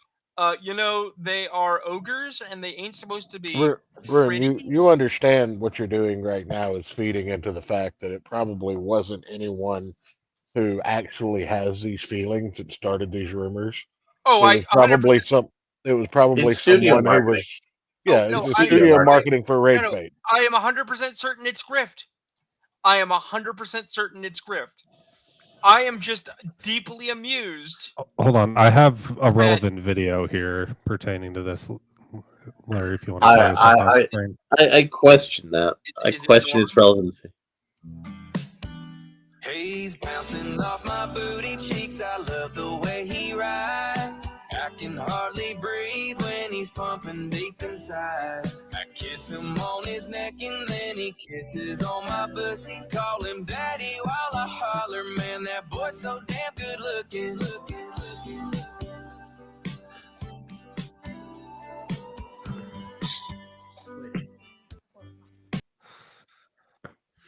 All right. So what was your question, Church? We're gonna go kill Ayrton, right?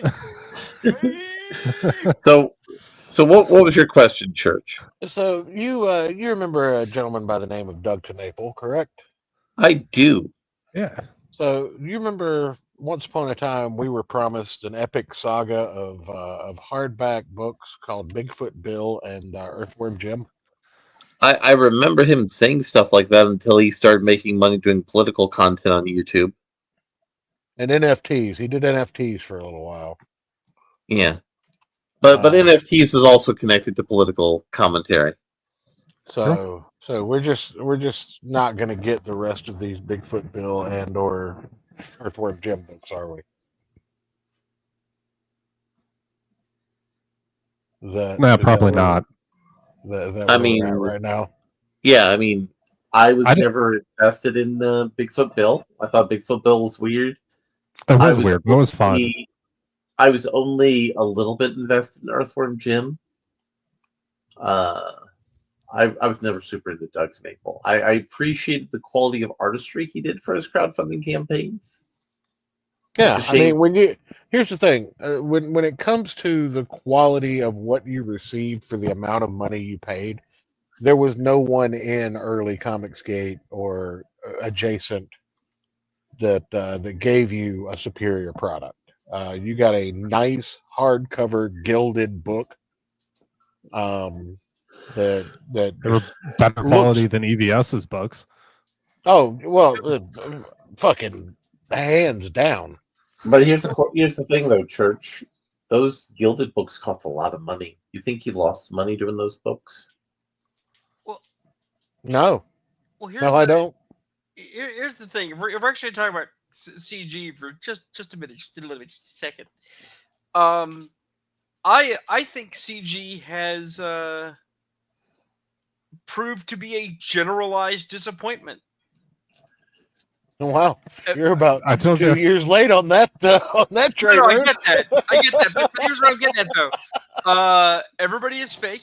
Everybody is gay, and the few people that aren't are people that are staying the course and they're just making books and have been making books the entire time and are not playing to the stuff. So, Alterna, Don Kinlan's doing good. Kinlan, my friends over at Glacier Mountain, who I don't talk to on the regular, but they always seem pretty bro. Because you know what? You never hear about those guys, any of those groups, getting involved in the E-drama. They're not getting involved in EVS and RIPA slap fighting like a couple of homos.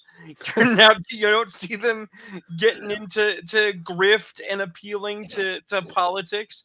They funny books. You also don't see them now doing a 180 and attacking people who attack pop culture. Right. Like Richard C. Meyer. Right, who is also sucking the RIPA schlong at the same time. Because he's changed tax. It's actually funny. It's to the extent that my friend Raven, who we've had on the show before, and I do not talk about the RIPAverse. Look, we just politely agreed not to talk about it because he is of the opinion and perspective that because it is a young industry, we have to give it every shot to become good because Marvel wasn't going to land the book every time. Whereas I'm standing over here going, no, you don't understand, man. It's a grift. It's a hustle. He don't give a shit. He's never going to land the shot because he's not trying to land it. Yeah, like, for example, I read Yaira, but I didn't bring it to the show because I didn't have any emotional content on anything I would say about Yaira. Wait.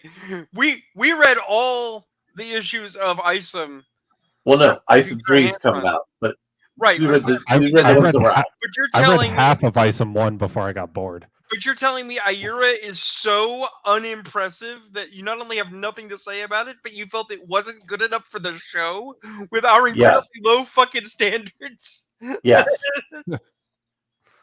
I mean, look, if we have to benchmark Aaron's review of Behind the Green Door as the bottom tier of our standards, he doesn't even reach that level.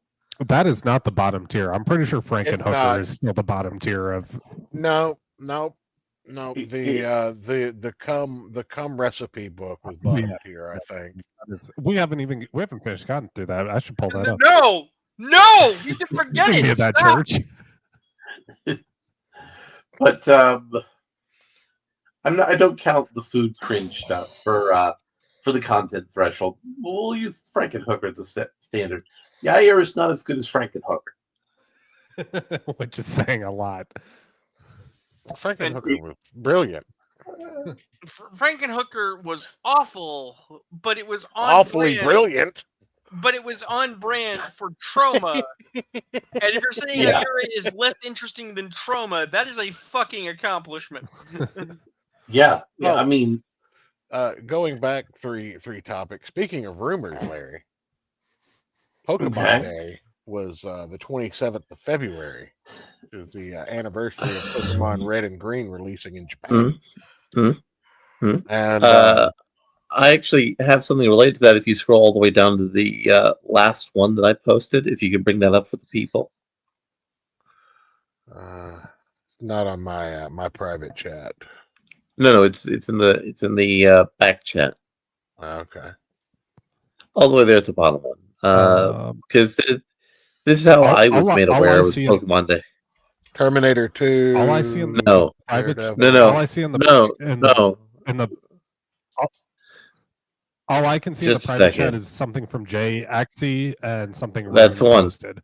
The one okay. Jay, Okay. the one from Jay. That's the one you want to pull up for the Pokemon content there, Okay. Church.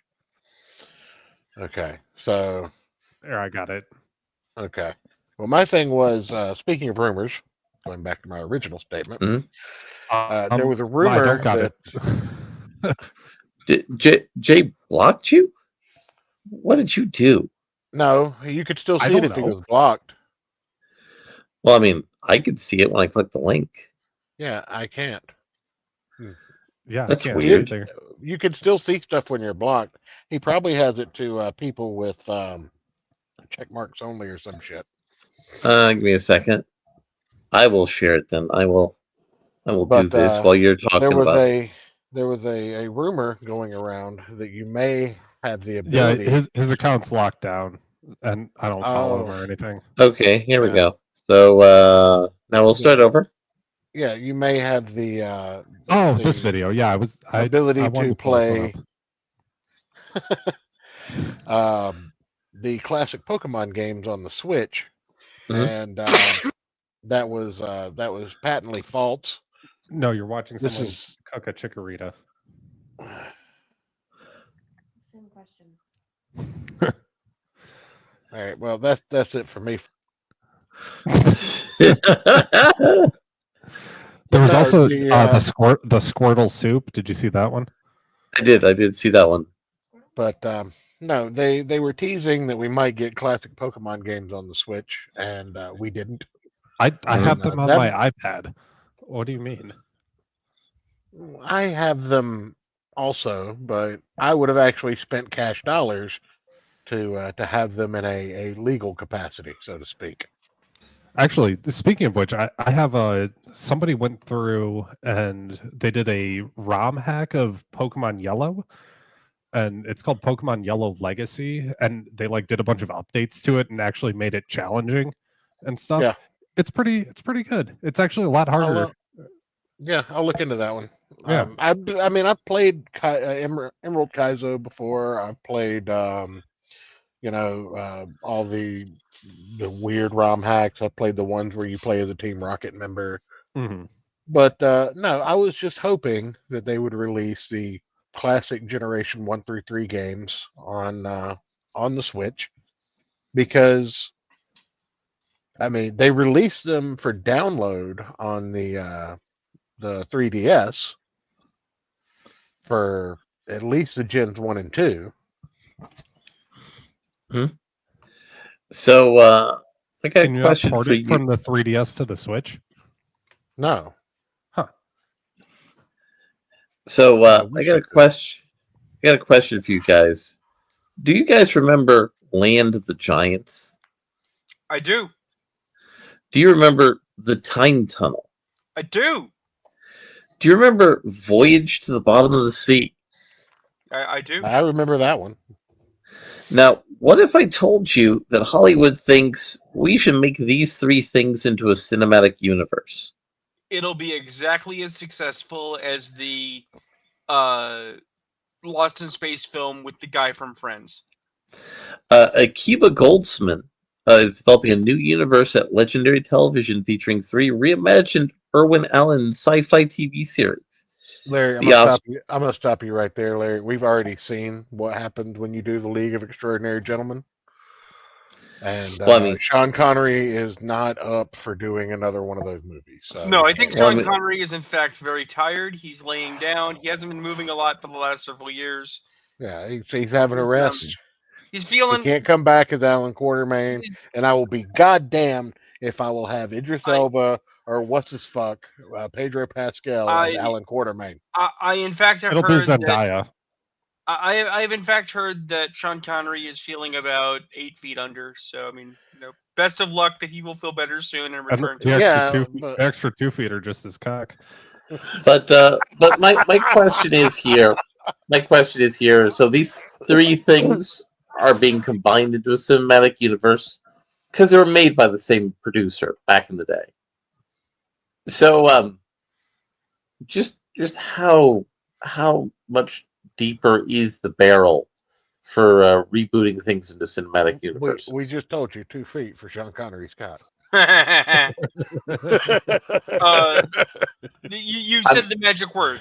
Rebooting. Sean Connery's cock. Sean no, Connery's cock? no. Here's the thing. If it had Sean Connery's cock, it might actually succeed. The thing He is just shows that- up in a suit smacking women. The thing is, I'm not going to go so far as to say that not even a cinematic universe. I think that term is misleading. But It's a shared universe. a shared universe or a cinematic anthology can work. But if you have to reboot a property at this juncture, you're already failing. And more importantly, those properties aren't being rebooted. Those properties are from the 70s. I only know them because my old man used to watch 70s television, and I happen to like Time Tunnel. I used to watch this shit on rerun on the Sci-Fi Channel, but I'm the exception and I'm not the target audience.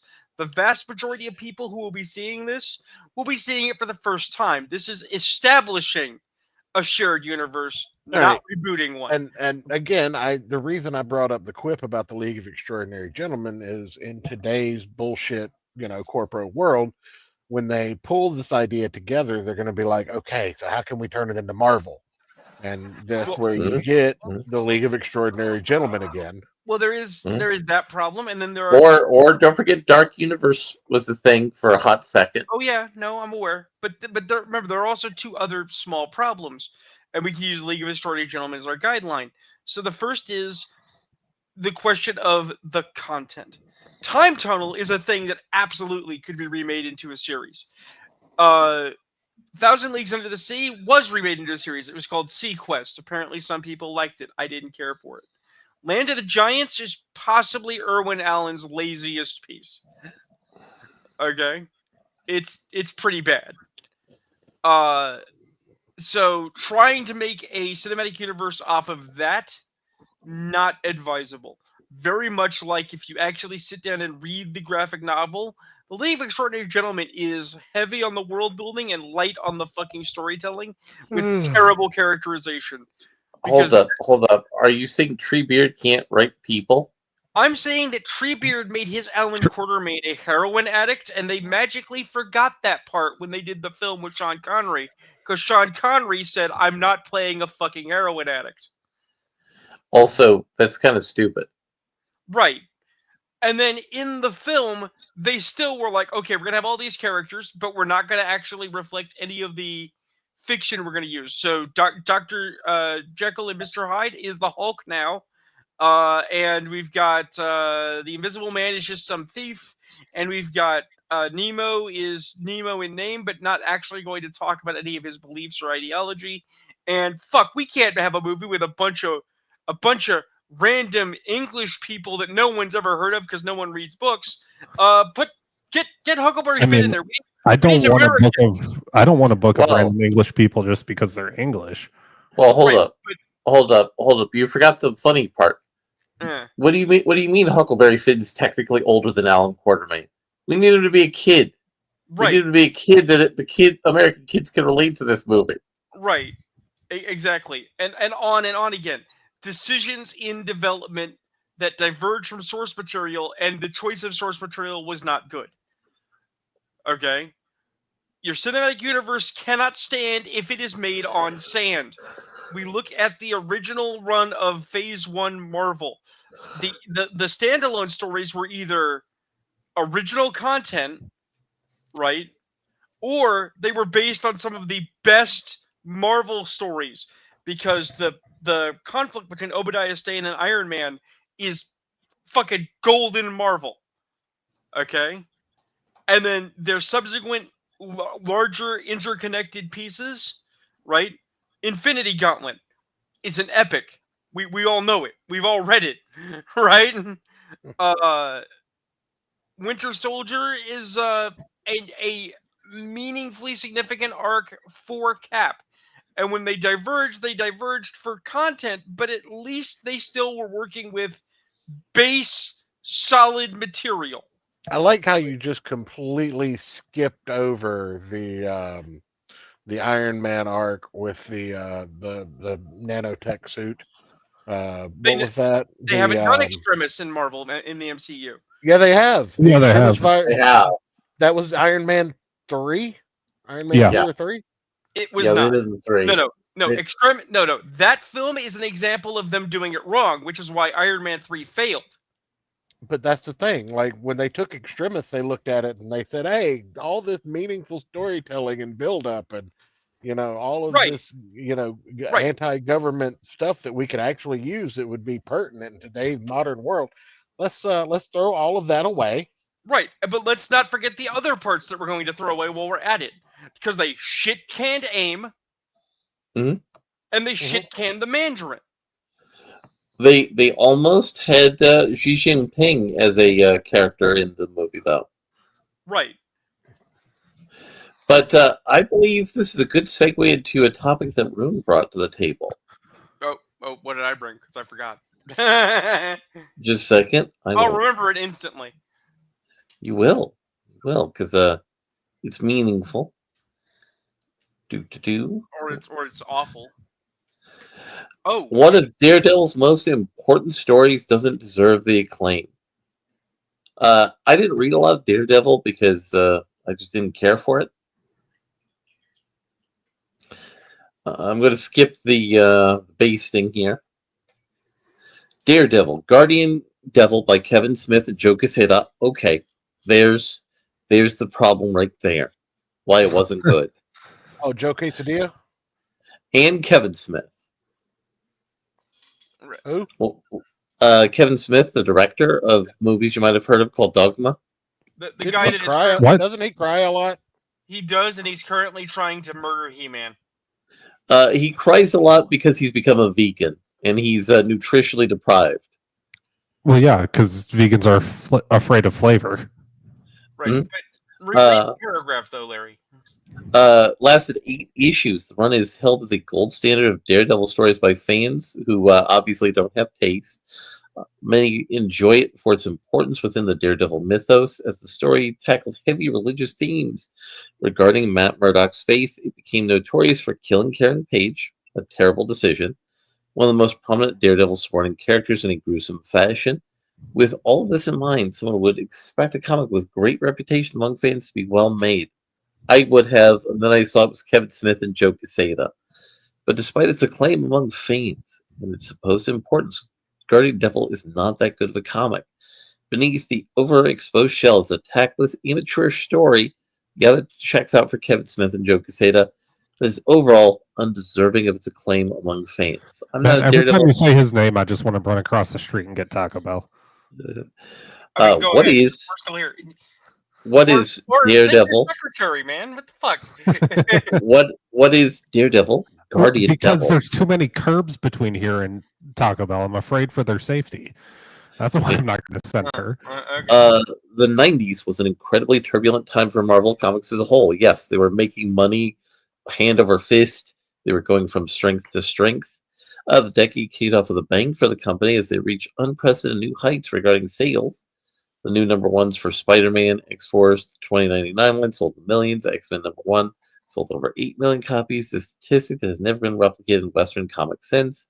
was a great time to work for Marvel until the financial bust that plagued the company in the back half of the decade. The market was shrinking, hundreds of people were laid off, rights were sold, and the company was desperate for a hit to pull them out of the rut. Merging with the company Toy Biz, the creation of Marvel Studios and many other gimmicky strategies would assist in pulling the company out of the red. But there needed to be a massive overhaul of the product the company was known for, comics. The company decided to steer away from many of the events that defined the decade and opted instead to relaunch many of its best-selling titles under a label known as Marvel Knights. This mostly affected street-level books with X-Men related titles, experimenting with creative teams and many comic titles softly relaunching after the Annihilation event in the mid-2000s. Daredevil was a very stagnant title at the time of Marvel Knights. Spoiler, it's pretty much always been stagnant. And Marvel was looking for Now, popular Larry, names. Larry, you can't be proposing that Razor Fist is wrong. Yes, I can. Well, okay, if you're not familiar, Razor Fist is a huge Daredevil fanboy, and he tries to bend reality to convince people that Daredevil actually is a front runner for the Marvel brand, and that the health of Daredevil is reflective of the health of Marvel as a company. And it's like, sure, buddy, sure, cope harder. I mean that's Spider-Man is what he's thinking of. Right, but he's trying to say it's Daredevil. Because No. Daredevil is somehow better because he's a fanboy. I respect Razor Fist. I do not agree with Razor Fist on everything. This is one of those things. Maybe in the case of The Devil in Hell's Kitchen, the company went with Kevin Smith. That was a terrible decision. He was a huge talent in Hollywood. No, he wasn't. He was huge, though. And he was in Hollywood. So, in fact, the sentence is correct. He was a huge talent in Hollywood. Well, no. It's the talent that's the problem. At the time, with a deep love for comics, so he seemed like a perfect fit for the struggling title. Larry, he was in Hollywood, he was in huge, and he has talent. The talent amount doesn't have to be a large amount. Okay, I mean, technically 0 is an amount. Right. That is true. Especially paired with superstar artists like Joe Quesada and Jimmy Palmiotti. Hey, who we mentioned earlier in the show. The plan was going smoothly until the plot beat Smith wished to integrate into the early version of Guardian Devil. Matt Murdock regaining his sight. Yes, that is a terrible decision. It was used by writer Scott Lobdell in his own brief time on the character, as the story was humorously recalled by Palmiotti at 2024's Dragon Con. Smith almost backed out of the comic until the artist gave him an expletive-laden phone call. So the Guardian artist Devil said, fuck you, fuck this, and you're a fucking moron. How fucking dare you? Yes. I don't want my name associated with your fucking book where you're going to give the guy that's blind his vision back because that's his defining trait.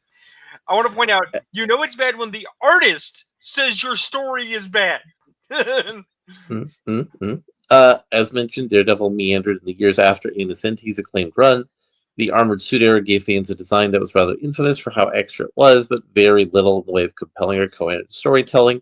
I mean, look, it gave a separate toy to sell, which was where Marvel's head was at the time. In a sense, it did do an alright job at that. Readers got the picture, even if it wasn't the best of how the basics of Daredevil operated in a financially successful endeavor, selling an average of 82,796 copies an issue, which today would be one of the top 10 selling comic books in the country. Right. Even with all this in mind, many cite it's the most. I just need to point out that my internet cut out for a second, so I heard you say it's the top selling books in the cunt. Is all I heard. I mean, and that seems fitting. I mean, Very look, good. it is a book that was emerged from Kevin Smith's Mangina, so yeah. Even with all this in mind, what many cite is the most important part of The Guardian Devil is the death of Karen Page, an instrumental part of the Daredevil mythos. She was, and her death is stupid. Her demise would impact the character for everyone after the fact. As a supporting character that exists in the title since day one, her demise may have held a bit more weight than, say, Elektra's, especially considering Elektra came back, especially as she was a character who wasn't created to die, and may be revived by a ninja cult quickly after. The choice to kill the character pushed Matt Murdock over the edge for a while, adding a new level of hate to his rivalry with Bullseye.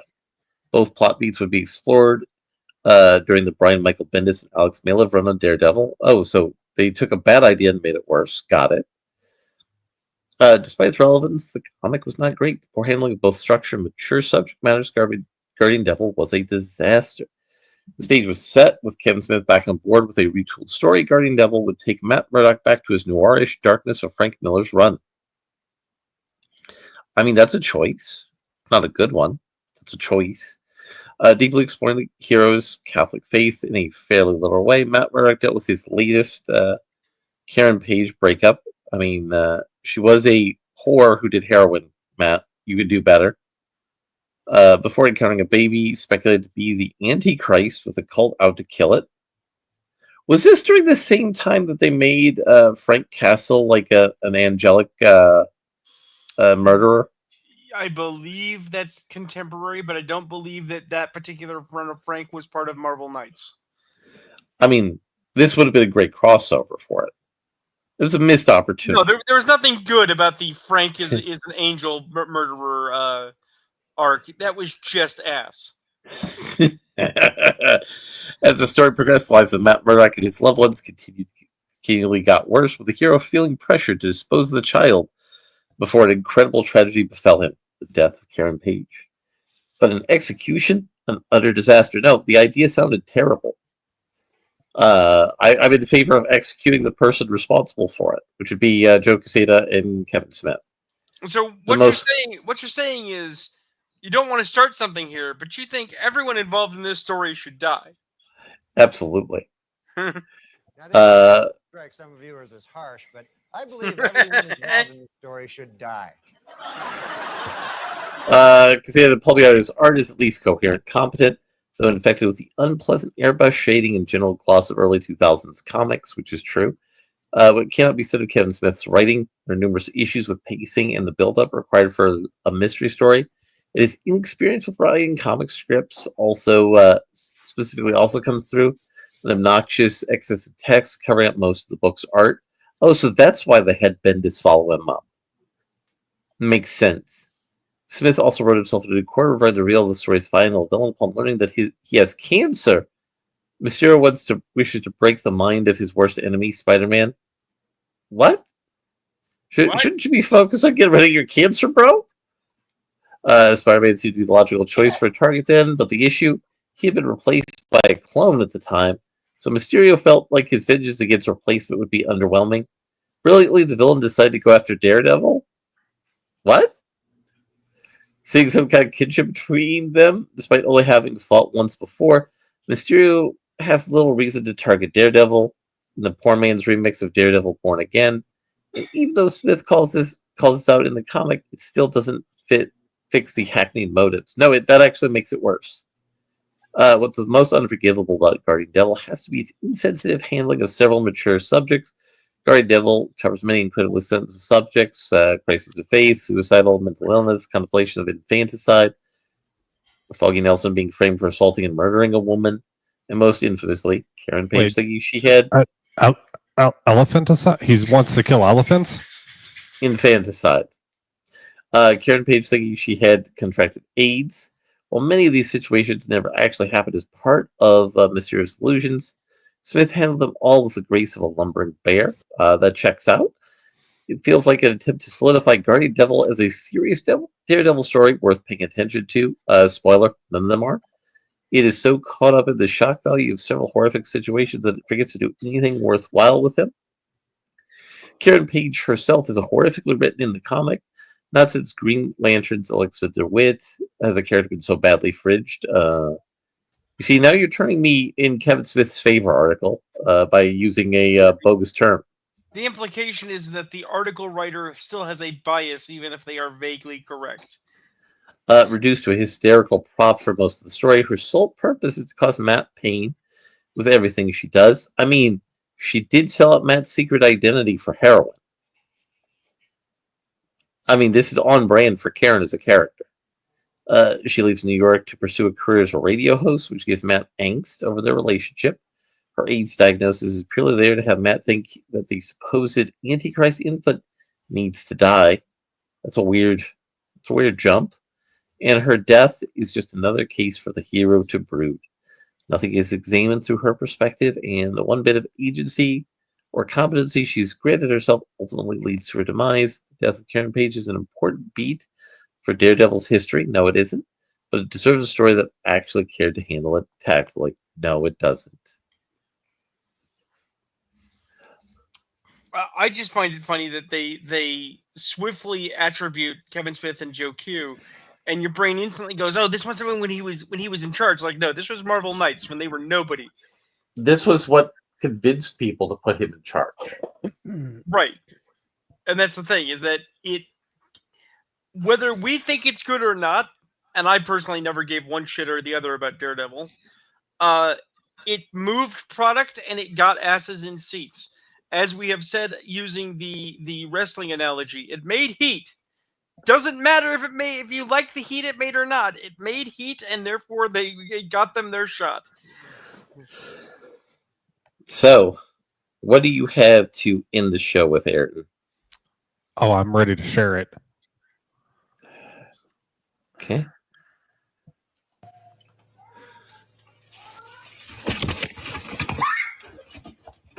and on that, say goodnight, everybody. Ayrton. Good night, everybody. Oh.